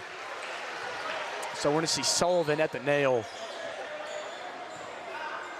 Now we're going to see Adams coming in for only, I could assume, Lex Winfrey. Yeah, it's already 3 fouls on your bigs, and you got 3 minutes to go in the first. So got to give him a little bit of relief. You don't really need to play too big in this game. You only kind of have to worry about Sullivan. But, I mean, Smith can size up Sullivan, and then you worry about, I think, number 21 on the block. Yeah, but as long as you have Steele. So tall, and Steele's done a good job of not getting in terrible foul trouble too quickly. As long as Steele can stay in, there is no humongous height difference. There is, Measles definitely does still have a couple inches on him, but Steele can definitely hold his own against him. Pinion fumbling a little bit. Gives it back to Steele. Steele was trying to work the high post, but gives it up. Steele pump fakes, attacks Pawkin. Gives it up to Smith. Smith finds Sims in the corner for a three. It's nothing but net for Cole Sims from behind the arc.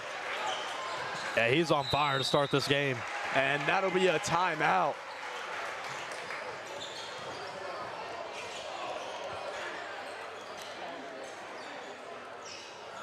This is exactly what the Warriors needed on offense, to come out and bang threes like Sims is doing, like Norris did. It's a good sign after a rough past few games. Absolutely, and during this time, we'd like to give a sponsor tonight's game, Denny Wade Robinson. Please consider him for County Executive. Another sponsor of tonight's game is Little Caesars. You can find them at 524 West Bachman Way or Sparta 836 1x4. And that is Little Caesars.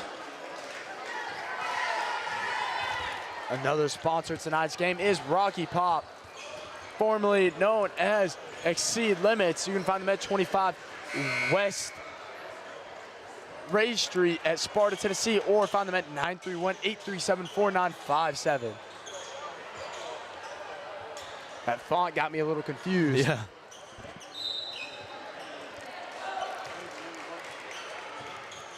Sullivan's been really quiet. He's definitely going to want to get going. Absolutely. Not only does he want him getting going, but I promise you that coaching staff does too. Of Holland and Sullivan. And that'll stay Eagles.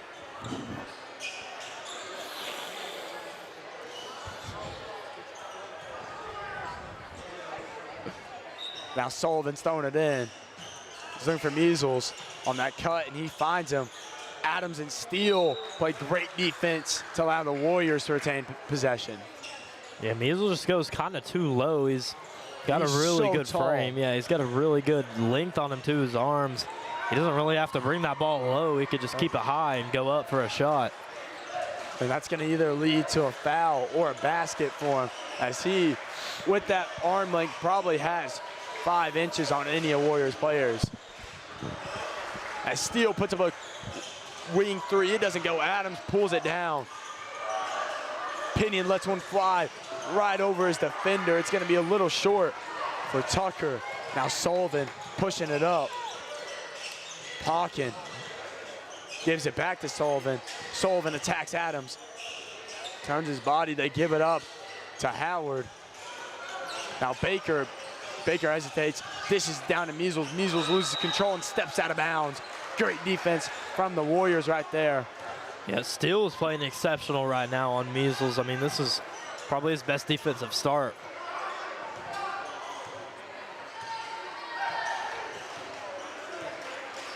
As the last time we were playing Van Buren was a little bit closer in this first quarter, so I'm glad the Warriors can start off better at the Eagles' nest.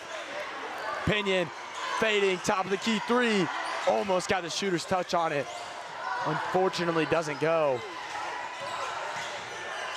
Now Sullivan. Eagles looking for a shot with about a minute remaining of the first quarter. Adams on Pawkin. Sullivan, little shimmy, dumps it down to Measles. Steele trying to draw a foul, but no shot was made anyway. Luckily, he didn't get a blocking foul called right there. Now the Warriors slowing it down, looking for the last shot of the first quarter with 30 seconds remaining.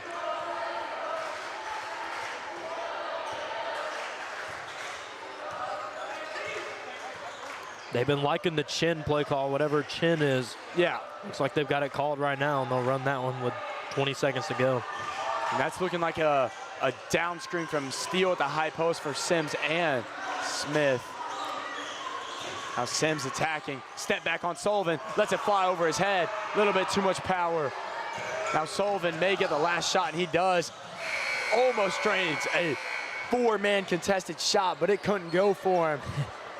That would have been a crazy shot. Yeah, it would have been.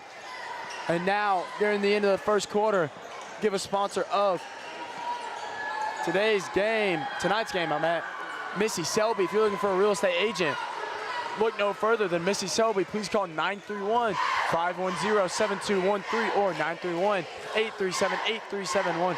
Or you can find her at MissySelbyRealEstate.com or MissySelbyRealEstate@gmail.com. Or if you're looking for a little bit more in-person situation with Missy Selby, they are located at 23 North Spring Street, Sparta, Tennessee. That is the Real Estate Collective. Another sponsor of tonight's game is, again, Rocky Pop, formerly known as Exceed Limits. You can find them at 25 West Ray Street, Sparta, Tennessee, or contact them at 931-837-4957. So the start of the second here, the Warriors have to focus on holding this lead. They've built a nice 11-point lead. Now they need to learn how to play with the lead and not make any stupid turnovers and just conservative, nice hoops. Absolutely. And just, if they can, make that lead grow. Yeah, the more the merrier right now. As I just know Pinion, Band-Aid on his head is just not comfortable. Y'all were not there last game. He got an elbow across the dome, dead center, and he was bleeding for a minute. Yeah. So I'm glad he's all good and no concussion or anything like that. It was just a flesh wound, as Smith got real high on that rebound. Definitely reached the peak of it, and he pushes it up for Sims. Taken away by Howard, and Pinion is going to get a foul. That foul from Pinion probably stopped the layup or a steal foul. And to be honest, that's a better situation for Pinion to pick up a foul than Steele, as Pinion is less likely to be in foul trouble coming from past game experiences. Nothing against Steele, but he even knows that he struggles to stay out of foul trouble. As Baker loses it from Smith, loses it again, but this time it'll be a foul call. I think that's Smith's second, if I'm not wrong. I think it is. And he's not one that gets too many fouls either. Not at all, but it has been for the Warriors a decently high fouling game. Oh my gosh. As Smith setting it up, gives it to Adams. Adams is left all alone. He could probably take a dribble and shoot a three. Decides not to. Now it's Steele. They dump it down to Smith. Smith kicks it down for Adams for a three, and he gets his opportunity that time, and he connects. As I know he had to be itching, as they were leaving him wide open on every possession from behind the arc. Yeah, zero respect right there, and he made him pay for sure. Got a nice little roll, but still made him pay. It connects, Andrew. As double team from Steele and Pinion on Pawkin, it's gonna lead to a foul. It'll be a push on, I'm thinking Steele, and it is. It's only his first though, and 6:33 in the second. That's not bad. He'll go out though. Now Norris is in, as he definitely has 2 fouls.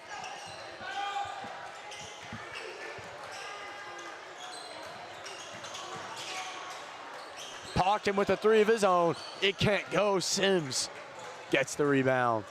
Now Pinion attacks, pushes through the defense. They don't respect Adams for 3 again, and he almost punishes the lack of a contest.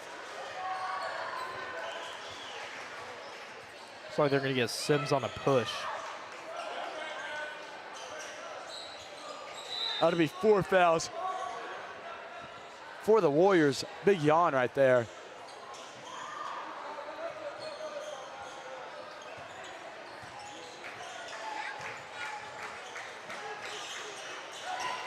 Sullivan, double team. The Warriors are running a big trap and playing the passing lanes, and it is succeeding tonight. It's Pinion left wide open for a corner 3. It can't go. Measles pulls down the rebound, saves it, going to Sullivan. And it'll step out of bounds. Great defense and cutoff from Tucker Pinion. That'll be Warriors basketball. Yeah, it's a great job. It's so hard to seal off that baseline without fouling on those transition plays, and Pinion executed it to perfection right there. As I think we're gonna look at Steele for a high post play again. As that has been most of the plays tonight, is Steele being at that high post. And there's that double screen across coming from Steele. Now Sims gets the ball this time. Adams in the corner. Jab step attacks, gives it to Sims. Sims gives it back to Adams. Tight defense from Howard.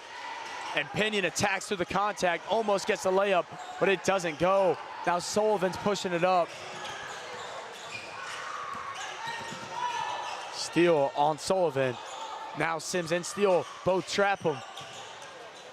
They go down. Howard pushes in, dumps it off to Measles. Measles gets a wide open layup.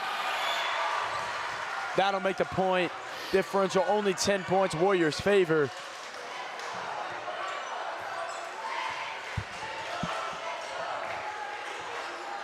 That was a good defensive possession. If Van Buren can string together maybe one or two more of those in these next few possessions, they could get back in this one in the middle of the second right here.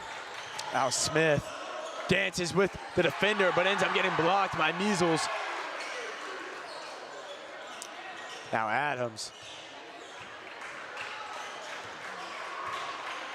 They're looking at Steele for that mismatch, and they're disrespecting Adams' trade ball again, but he doesn't take the opportunity.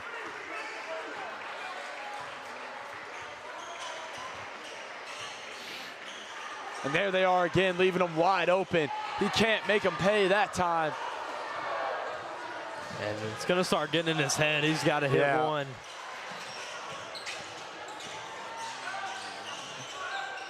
Now Howard, jab step on Sims. Sims tries to get a poke steal, it doesn't go.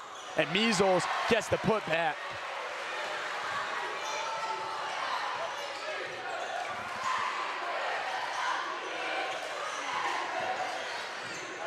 Hand off to Steele at top of the key. Now to Pinion.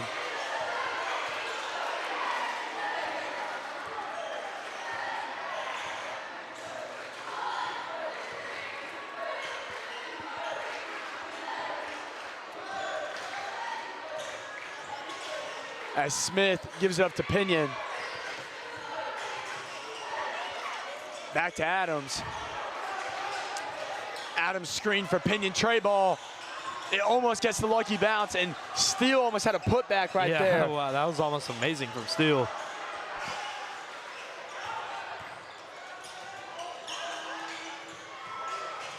Three is up for Howard, it doesn't go.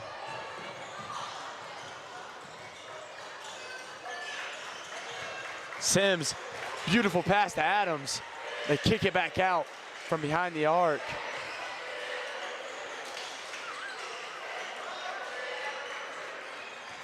Now Sims attacks Sullivan. Ball is now in Smith's hands. Steele has a huge mismatch against Palkin, but Measles is just paint sitting, leaving Adams wide open for that tray ball. Yeah, you might feed Adams in the corner one more time. He's got to bang one, or you got to put Davey on him probably.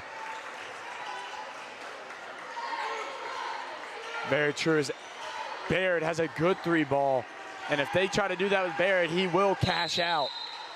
And you see him go to the scores table now. So he'll check into the ball game probably after this timeout.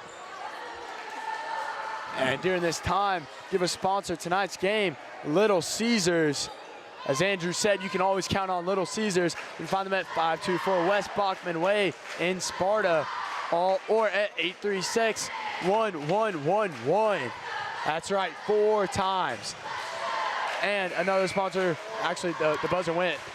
Actually, we think we can get it for Denny Wayne Robinson. Of course, he's a sponsor of tonight's game. And he is running for county executive here at White County. Little Caesars got to be the most reliable food place, especially to be a pizza place. I mean, well, back in the day, they used to run like 2 pizzas for like $6 a deal, and you can get throw a 2-liter in for like $1.99. I mean, it was unbeatable. Thinking Caesar should be sponsoring you. Yeah. As Steele pump fakes, gets Measles off his feet, attacks the rim, left hand finish on the right side. Palking up to Baker.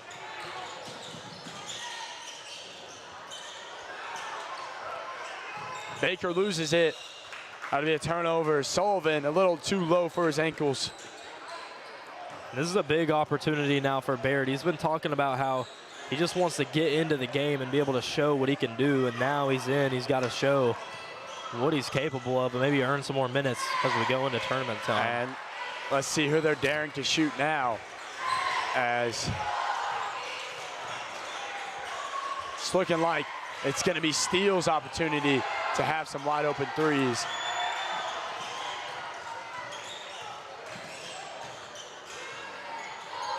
They find Measles on the cut. Baird and Steele on him, but it doesn't matter as he pushes through and gets the layup.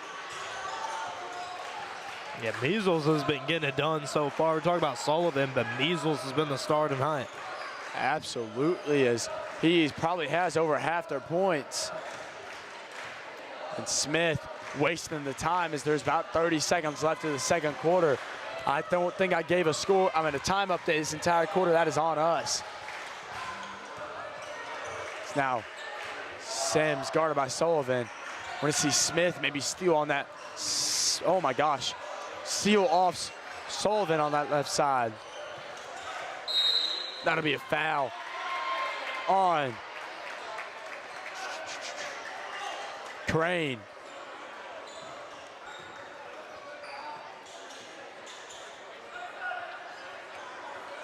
And it looks like Measles is on Baird, and Baird is wide open in the corner. Absolutely, and that's not a bad shot to end the half. That'll be a walk on Sims. The Roy fans and Mitchell were looking for a foul right there.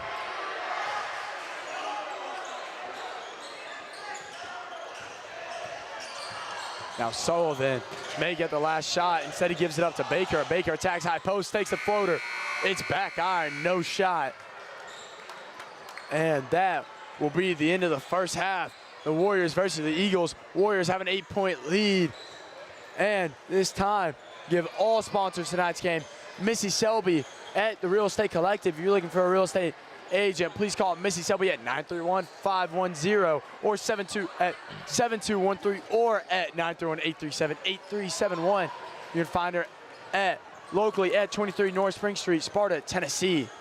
Another sponsor of tonight's game is Denny Wade Robinson. He is running for county executive, so look into him for your executive.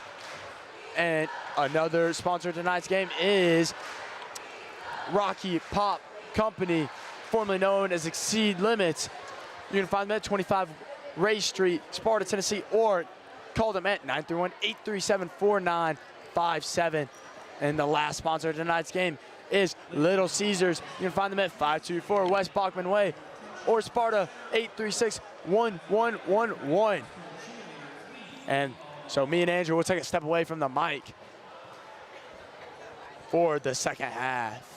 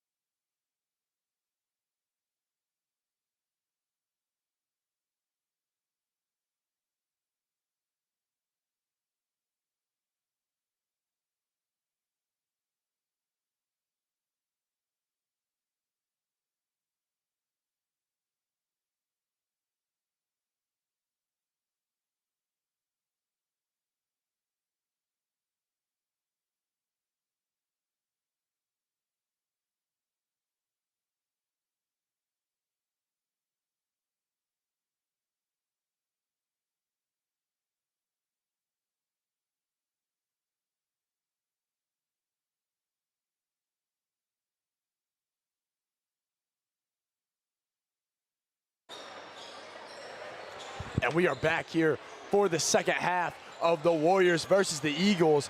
The Warriors are leading by 8, scores 19-11. Yeah, that was an insanely low-scoring first half. I'm just not really realizing that. Absolutely. And it wasn't like they were playing bad basketball or anything like that. It was just a low-scoring game. Great defense from both teams, as Warriors have done decently well shooting behind the arc. And the Eagles, Ty Measles has really put in the work in the paint. He probably has over half their points. Yeah. Now I want to see Cole Sims set up the offense this time. Again, the down screen from Steele for 2 players is ran again. I don't know if it's just been working all night, so they're going to keep it rolling as Norris's second tray ball falls. That'll make the lead double digits. Sullivan, tightly guarded by Steele. He gets past him. Pawkin pump fakes, kicks it to Baker. Baker loses it. Steele gets on the ground, ends up with it. Now Sims, again, running that point guard position right now. Another screen set by Steele for Lucas Smith.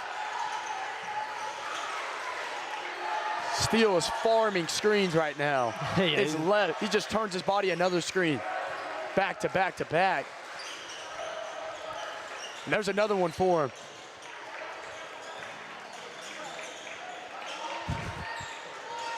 Smith kicks it to Norris. Back to him.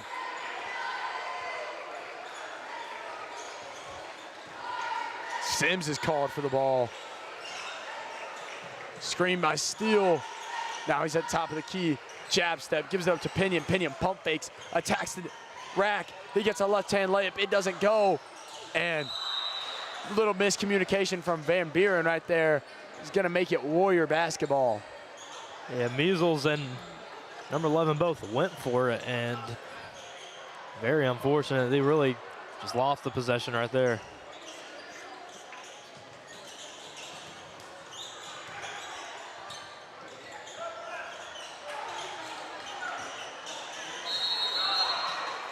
As that was a hard fall by Norris.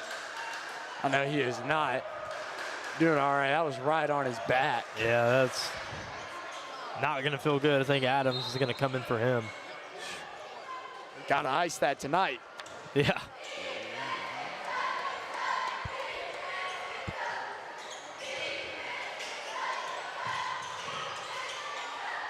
Measles gives it to Sullivan.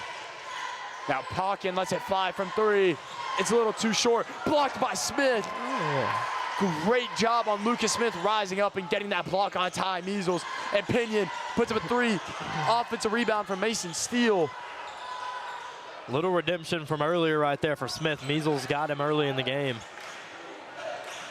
He gets his get back with a big rejection. Jab step Pinion. Dishes out to Sims. Steele had a wide open 3, besides to attack the rack. Adams left wide open for 3. It doesn't go. Sims almost pulled down the rebound. Steele and Measles fighting for it. Great save from Mason Steele. Went right into Adams' hands. Cross court to Sims. Mitchell looking for a foul. Now Smith telling his teammates to slow down and set up a play.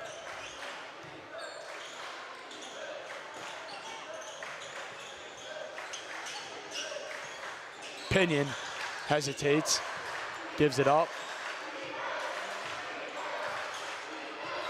The Warriors are not settling right now. They want a good look or no look. Couldn't have said it any better myself, Andrew. As Sims is gonna let a 3 fly at the wing. It goes for Cole Sims. Another tray ball for the Warriors. They're shooting exceptional from behind the arc. And that is without one of their best shooters, Jack Carpenter, here. So that is a little bit of a shock without Jack Carpenter. He's normally prone to, I would say, 2 or 3 of her threes every game. Yeah, Norris has kind of stepped into that role tonight. I mean, Norris is shooting well from the corner when he gets it. And this time, we'd give a sponsor of tonight's game, Missy Selby at the Real Estate Collective. Looking for a real estate agent, please call Missy Selby at 931-510-7213 or 931-837-8371. You can find her also locally at 23 North Spring Street, Sparta, Tennessee.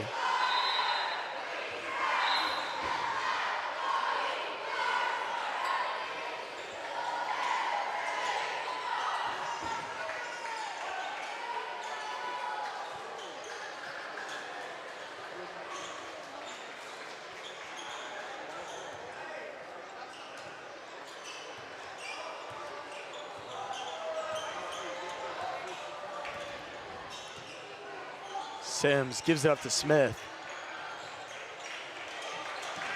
Steele, top of the key. Now Adams looking for Pinion on the down cut. Smith is in the corner, attacks baseline, hands it off to Sims for another tray ball. That one doesn't go, and Measles pulls it down. Adams fighting for the steal. And Howard sets it up, and everyone on this side of the gym, including Coach Mitchell, was looking for the carry right there as Steele cut off the passing lane. And that'll be, I think, a foul on Lucas Smith, blocking foul. That'll be an and one from Sullivan. He tried to take a charge. He doesn't take many charges, and maybe a little more lessons for Smith. Didn't really get a good angle though. He could have been a good charge. There's a lot of contact from him and Steele.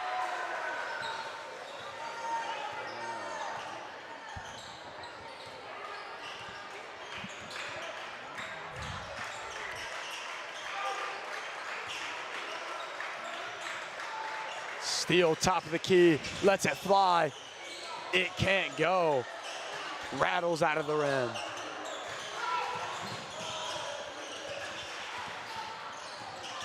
Now Pawkin gives it up to Sullivan. They find Measles in the paint. He turns on Steele. It doesn't go, but he gets his own rebound. And his second chance shot will fall. It's the closest it's been in a while for Van Buren. So it's only a 7-point game with 3 minutes remaining of the third quarter. Pinion to Smith. And that'll be a foul call on Adams. Got him an off-ball foul. He was getting a little chippy earlier. Yeah, might see Baird in the game soon just to give him a little bit of a break. Haven't seen Winfrey either since early in that first. And to be honest with that one, I'm a little shocked as, yeah, it's because no one hasn't gotten foul trouble, but we're seeing Adams come in, and Adams is really having to put in work in the paint that would definitely be easier for Winfrey, but Adams has done well at holding his own in that size disadvantage. And there's Measles again. They've got it within 5 now. Measles is just willing Van Buren, and Sullivan's also stepped up in the second half. Warriors got to be careful. As Adams puts up a winning three, as he's been cold from behind the arc after his first attempt. And we're gonna see Baird come in. We were talking about that earlier. Let's give Adams a little bit of a breather. And now Howard gives it up to Sullivan. Sullivan, layup is good.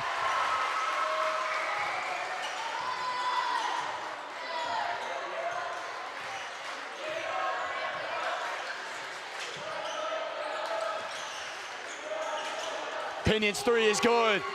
Great shot from Tucker Pinion.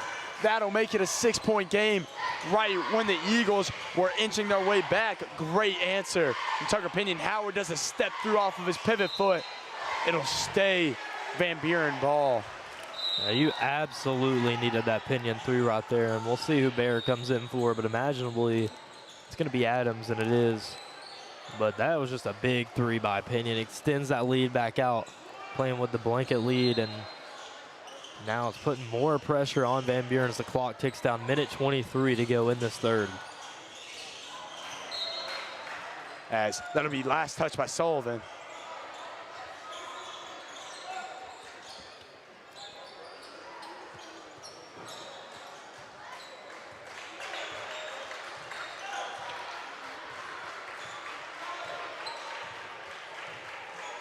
Sims slowing it down with about a little over a minute remaining in the third quarter. 6-point lead for the Warriors.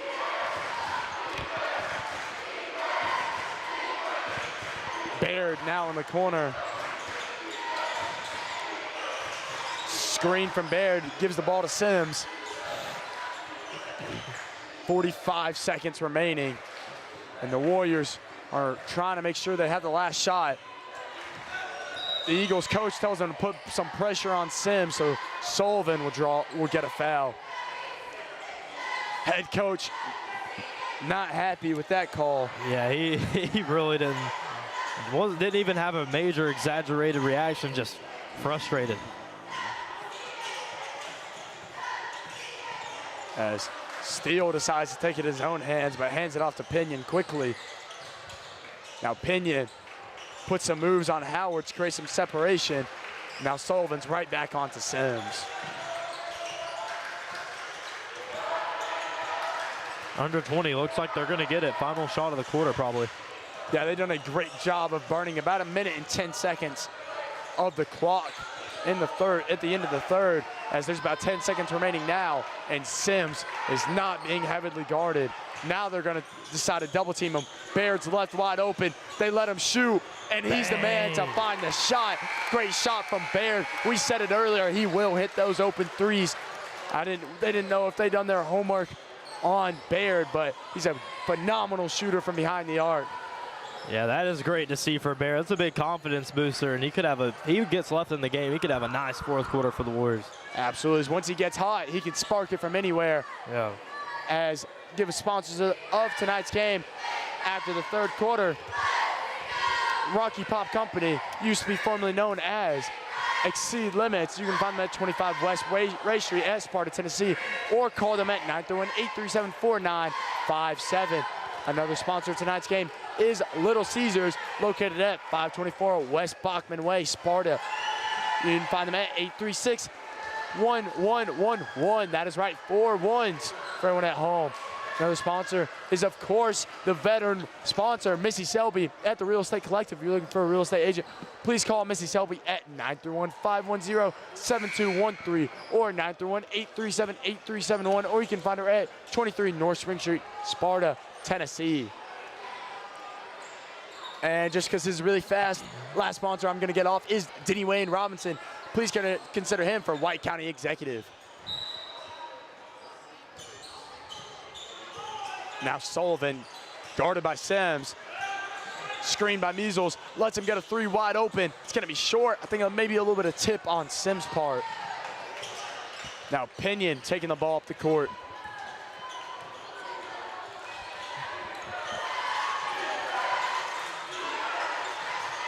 Pinion attacks Baker, double teamed. Baird kicks it out. Now Sims is gonna set it up, and the head coach for the Eagles is looking to get a lot of pressure at the top of the key from the Warriors, as Pinion's three is no good. They find Measles. Now Baker. Hawkin looking for the cut. It's cut off by Baird. Sullivan attacks and gets a contact finish right over Lucas Smith. Yeah, that is a tough shot right there by Sullivan. That's a really good bucket. As I'm surprised we haven't seen more of those from him tonight, as the Warriors have done well containing him, as much kudos to Sims and Smith. Smith attacks, and they're gonna catch him for a walk. Not a big fan of the step through from the pivot. Yeah.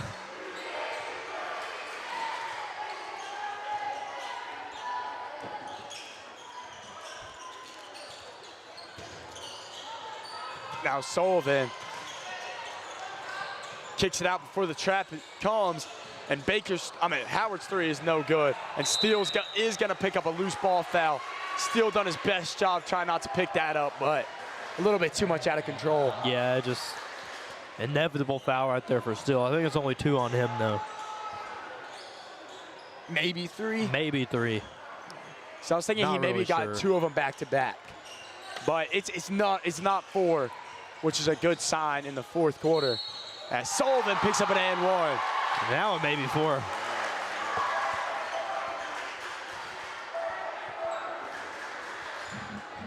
I really wish we had an announcer at the scores table so we would know the foul count a little bit better, but that is A-okay.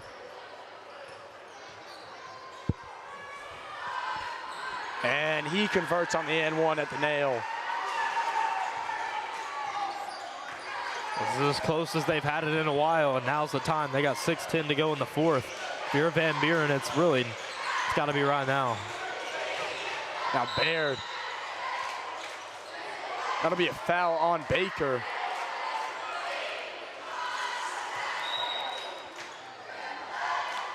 Coach Holland was looking for a walk call right there. And Baird is going to come out of the game, and we're going to see Norris get some of the final minutes. We're going to see if he can convert on his third three, and he can. He's been firing all night from tray balls. It has been, I think, 3 for 3 now. Yeah. He hasn't missed from behind the arc. Great shot from Colt Norris tonight. And they just keep leaving him wide open from behind the arc. Yeah, he's challenging Measles to be a stretch defender, and that's just not something that's in Measles' game with all that length. If not, it's not a part of the coach's game plan, as we have most of our offense normally does come from attacking the rim, whether that be Cole Sims or Tucker Pinion. And I think that's a warning on head coach for Van Buren. Is that what you saw? I think it is, yeah.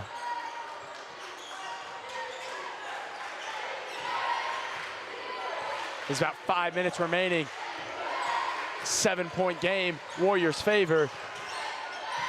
Kick ball, Sullivan, will stay White County.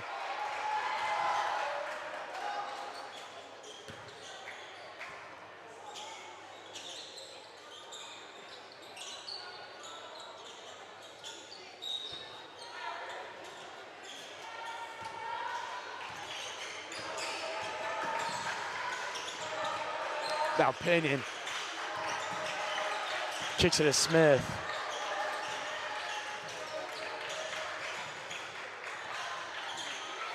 Smith attacks on his own, attacks Baker, swings it to the corner three for Mason Steele.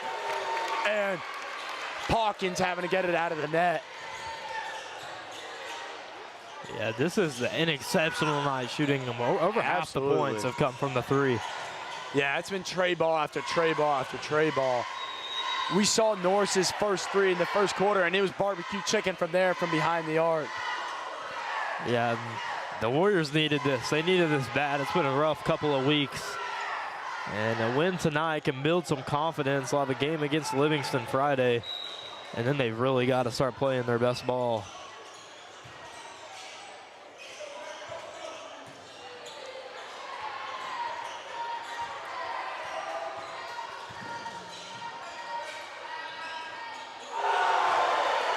Big shot from Pocket to now cut it to single digits.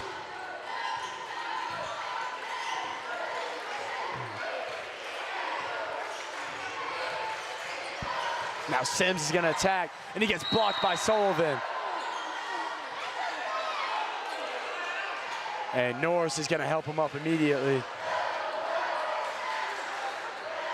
And they're gonna have to get the sweat off that court. Yeah, they need a towel.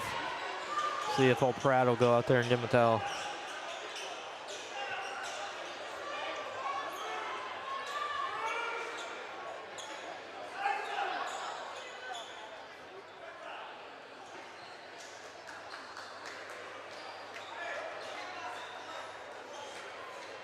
And they will get him for the foul call now.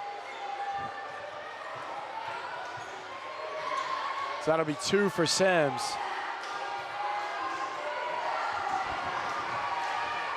First one of the nail is good.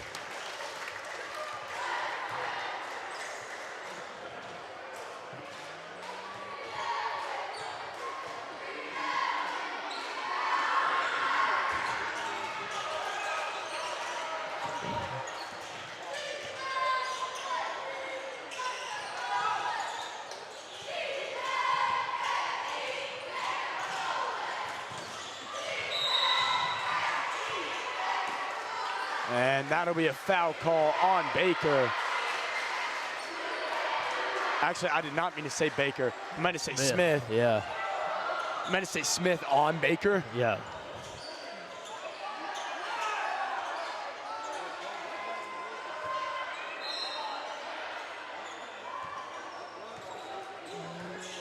Sullivan attacking Sims, and Pinion tries to set up the charging foul, and he does. Great charge from Tucker Pinion. I haven't seen a charge all night. Finally get one. It's unnormal for a Warriors back-to-back game sequence. Yeah, Kyra Fox did not have her signature charge in that first game, if y'all were tuning in for that. Now Smith bringing it up with about 3:30 left of the game. Now Norris is in the corner. They're applying a little bit more pressure on him as he's punished them from behind the arc. And Norris came in here and he knew he must compartmentalize his game.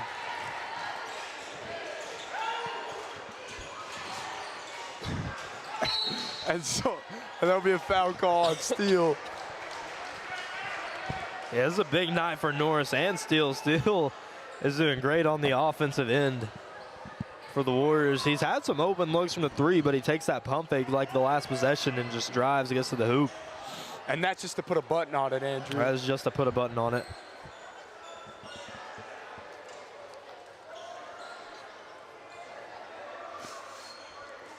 As there seems to be a little bit confusion from the officials. Yeah, I think they're trying to get the right possession. Person or on possession. The foul. Yeah, one of the two.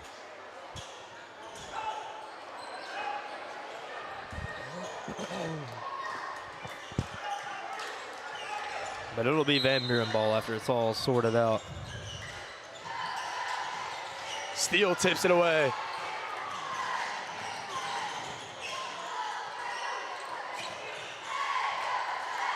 Now Howard, guarded by Smith.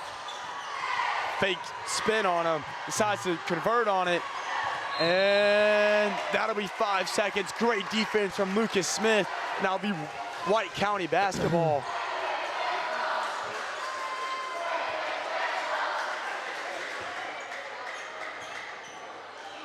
As it's a 10-point game with a little under 3 minutes remaining.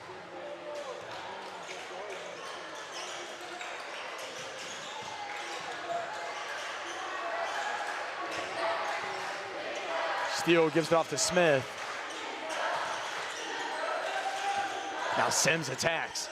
Dumps it down to Norris. Now Steele gets told to hold it because he had a wide open tray ball.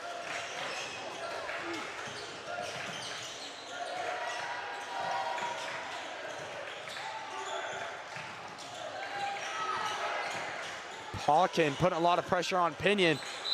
Sims had a beautiful behind the back to split that trap, but they're going to end up fouling him. That was giving me flashbacks to LeBron's behind the back where it went between the person's legs, and he ended up with it. Yeah, that's what I was seeing right there. That would be an insane play to make in high school. Yeah, I'm a firm believer LeBron did not mean to do that. Yeah, probably not. But I mean, he's LeBron, so you could expect him to do that. It's like that Russell Westbrook like full court, well, like 3/4 court pass, and it like went right between the person's legs. I'm like, no, he did not plan that. Yeah. Like, that was just insane luck. But going back to the sponsors of tonight's game, Tinny Wade Robinson, he is running for White County Executive. And thank him for sponsoring tonight's game. Another sponsor of tonight's game is Little Caesars. You can find them at 524 West Bachman Way, golly, as Sparta 836-1111.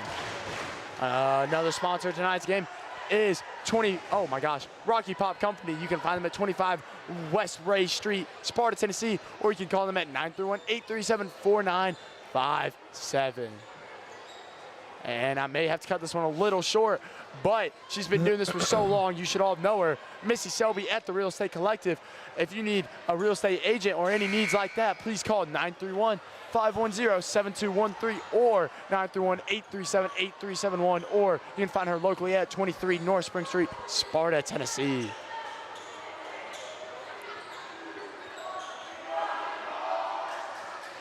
It's do or die right now for Van Buren. They've got to convert really on every offensive possession from here on out. And Sullivan attacks Sims. He floats it up and gets an and one.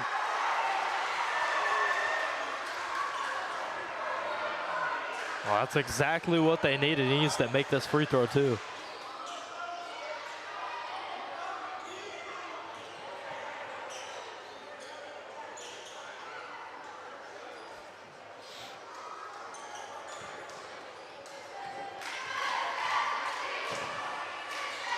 And he does convert at the nail. That'll make it a 7-point game with a little over 2 minutes left in the fourth.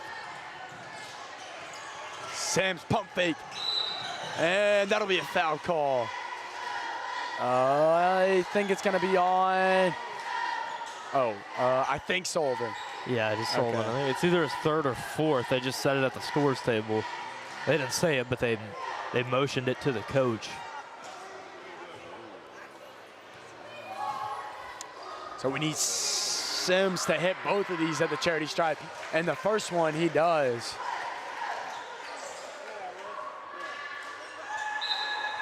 And a sub's coming in now for the Eagles as Walling is coming in for Measles.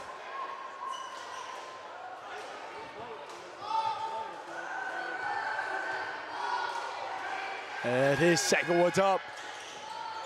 It's good for Cole Sims. And that'll be a timeout. And in this time, again, Missy Selby, of course, she's sponsoring tonight's game at the Real Estate Collective. If you need any, oh my gosh, real estate needs, please call her at 931-510-7213 or 931-837-8371.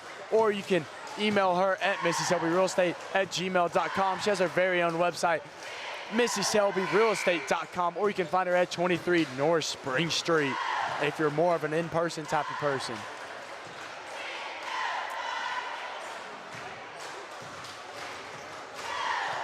Well, now again, same scenarios coming out of that last timeout. Must have these offensive possessions for Van Buren. You can't afford to come up empty on more than really one trip from here on out. If you do, you got to come back with a quick steal and answer quickly.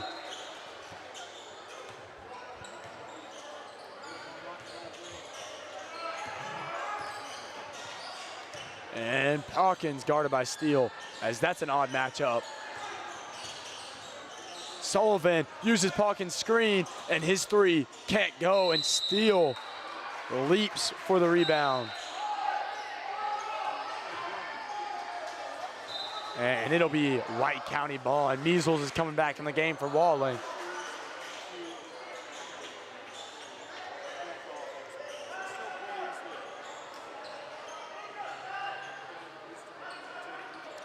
Smith finds Pinion, full court pass, and he makes the layup. Great court vision from the facilitator, Lucas Smith. And great finish from Pinion. Baker attacks. Smith meets him. And it'll be last touch by Smith. Smith was saying it was last touch by Baker's knee, but ref had a little bit of disagreement on him on that one. It was a very fast-paced play, so you don't really know. But the ref had a good view of it, so. Measles fumbling with it. Norris was fighting for it, and Baker's gonna hit the three. Big shot from Baker. And that'll be another timeout. This time, give a sponsor of tonight's game. Thank you again, Denny Wayne, for sponsoring tonight's game. He is running for county executive, so consider him in your voting.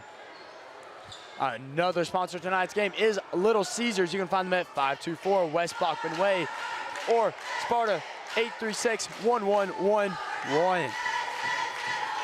And the third sponsor is Rocky Pop Company, formerly known as Exceed Limits. Find them at 25 West Ray Street, Sparta, Tennessee, or call them at 931-837-4957.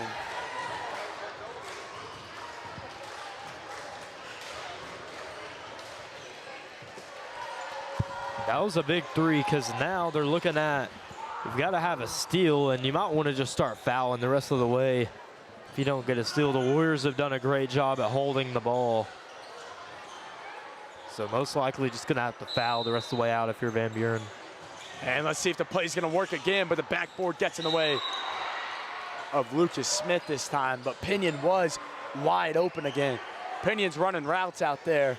Yeah, and Measles, these guys, you got to throw it far, because Measles is just swallow. I mean, look at the reach right there. Yeah, we thought Pinion was the quarterback, but maybe we should have looked into Smith years ago.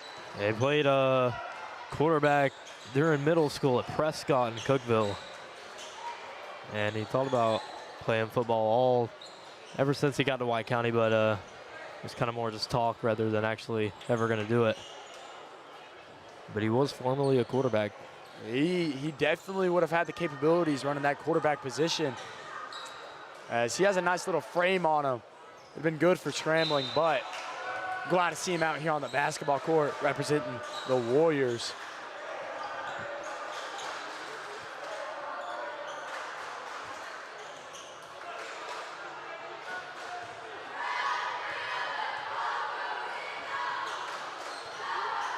Sims' second shot at the nail is good.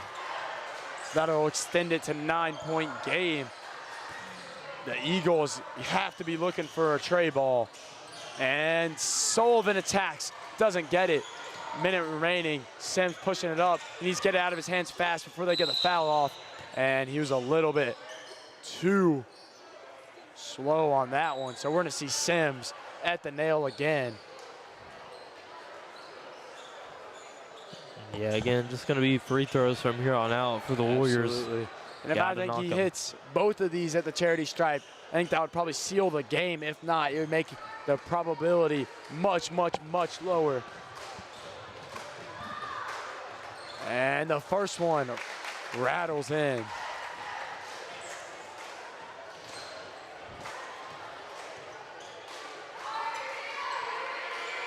Second one's up. It falls as well. That makes it an 11-point lead for White County. Sullivan dribbles up, tries to draw a contact three. No foul call, little short on it. Walling pulls it down. Sullivan gets a second chance and gets the foul that time.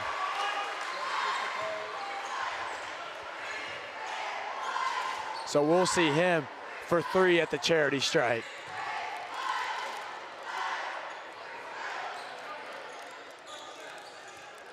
There's a little under a minute left of the game. He's got to knock down all three right here. Missed the first one. First one's no good. And Measles is coming in, and I can't quite catch the other guy's number.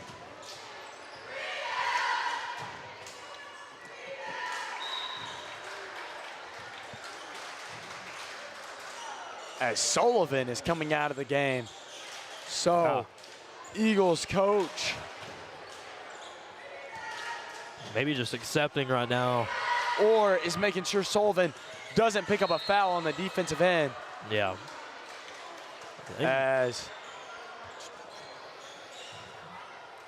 Crane is coming in.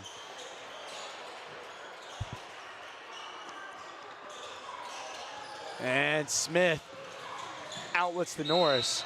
And that'll be a quick foul. So we're gonna see Norris at the line. And I think I was right. Not looking for Sullivan to draw a foul. So they're gonna sub him every chance they get on defense. Just a little offense-defense from the Van Buren coach now. So he's probably got timeouts too if there were to be a scenario where it's live action and they don't get Sullivan in, just hit a timeout. As Norris's first one is up. And that'll make it a double-digit lead now.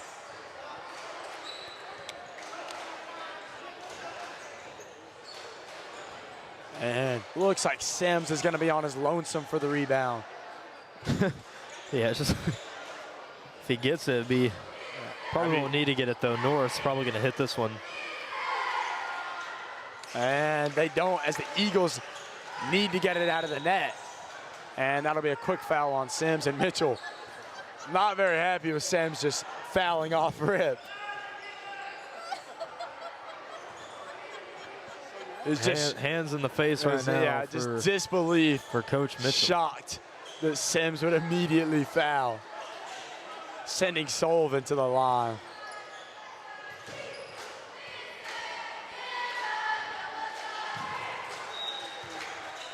That first one is good.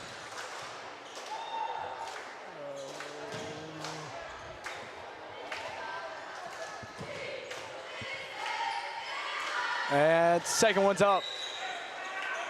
And that time it's good, and we're going to see Sullivan come out of the game again. So now it's right back to single digits. And Pinion steals away Howard's steal. Pinion gets a wide open layup from a steal. So that'll make it an 11-point game, back to double digits. And I had to assume Mitchell just yelled, "Don't foul." Yeah, probably. Parkin lets a quick three fly, and it's nothing but net for Jack Parkin. A little bit too late for him to start sparking it, as it's an 8-point game, 27 seconds left. Offensive foul on Norris. So they actually have a chance if momentum like this from the Eagles keep happening. They can, by the way, this Warriors seemingly sealed away victory. Yeah, that was really the only thing that could get him back in as an offensive foul. No time was really lost because of it either. It was maybe a couple seconds.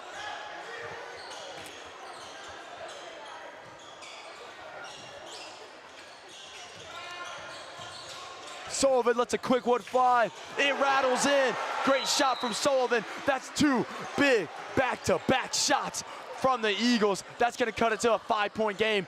21 seconds left. It's time we can run a timeout. Denny Wayne Robinson sponsored tonight's game.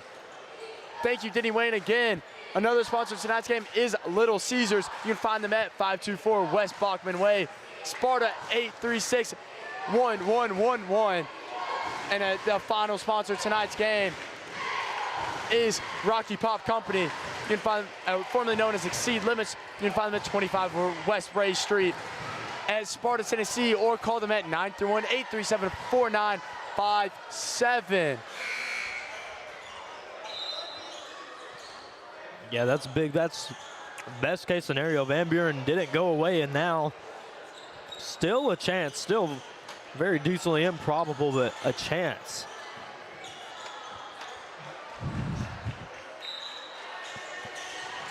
As now Pinion is going to get fouled by Howard, as the time is not in the favor of the Warriors.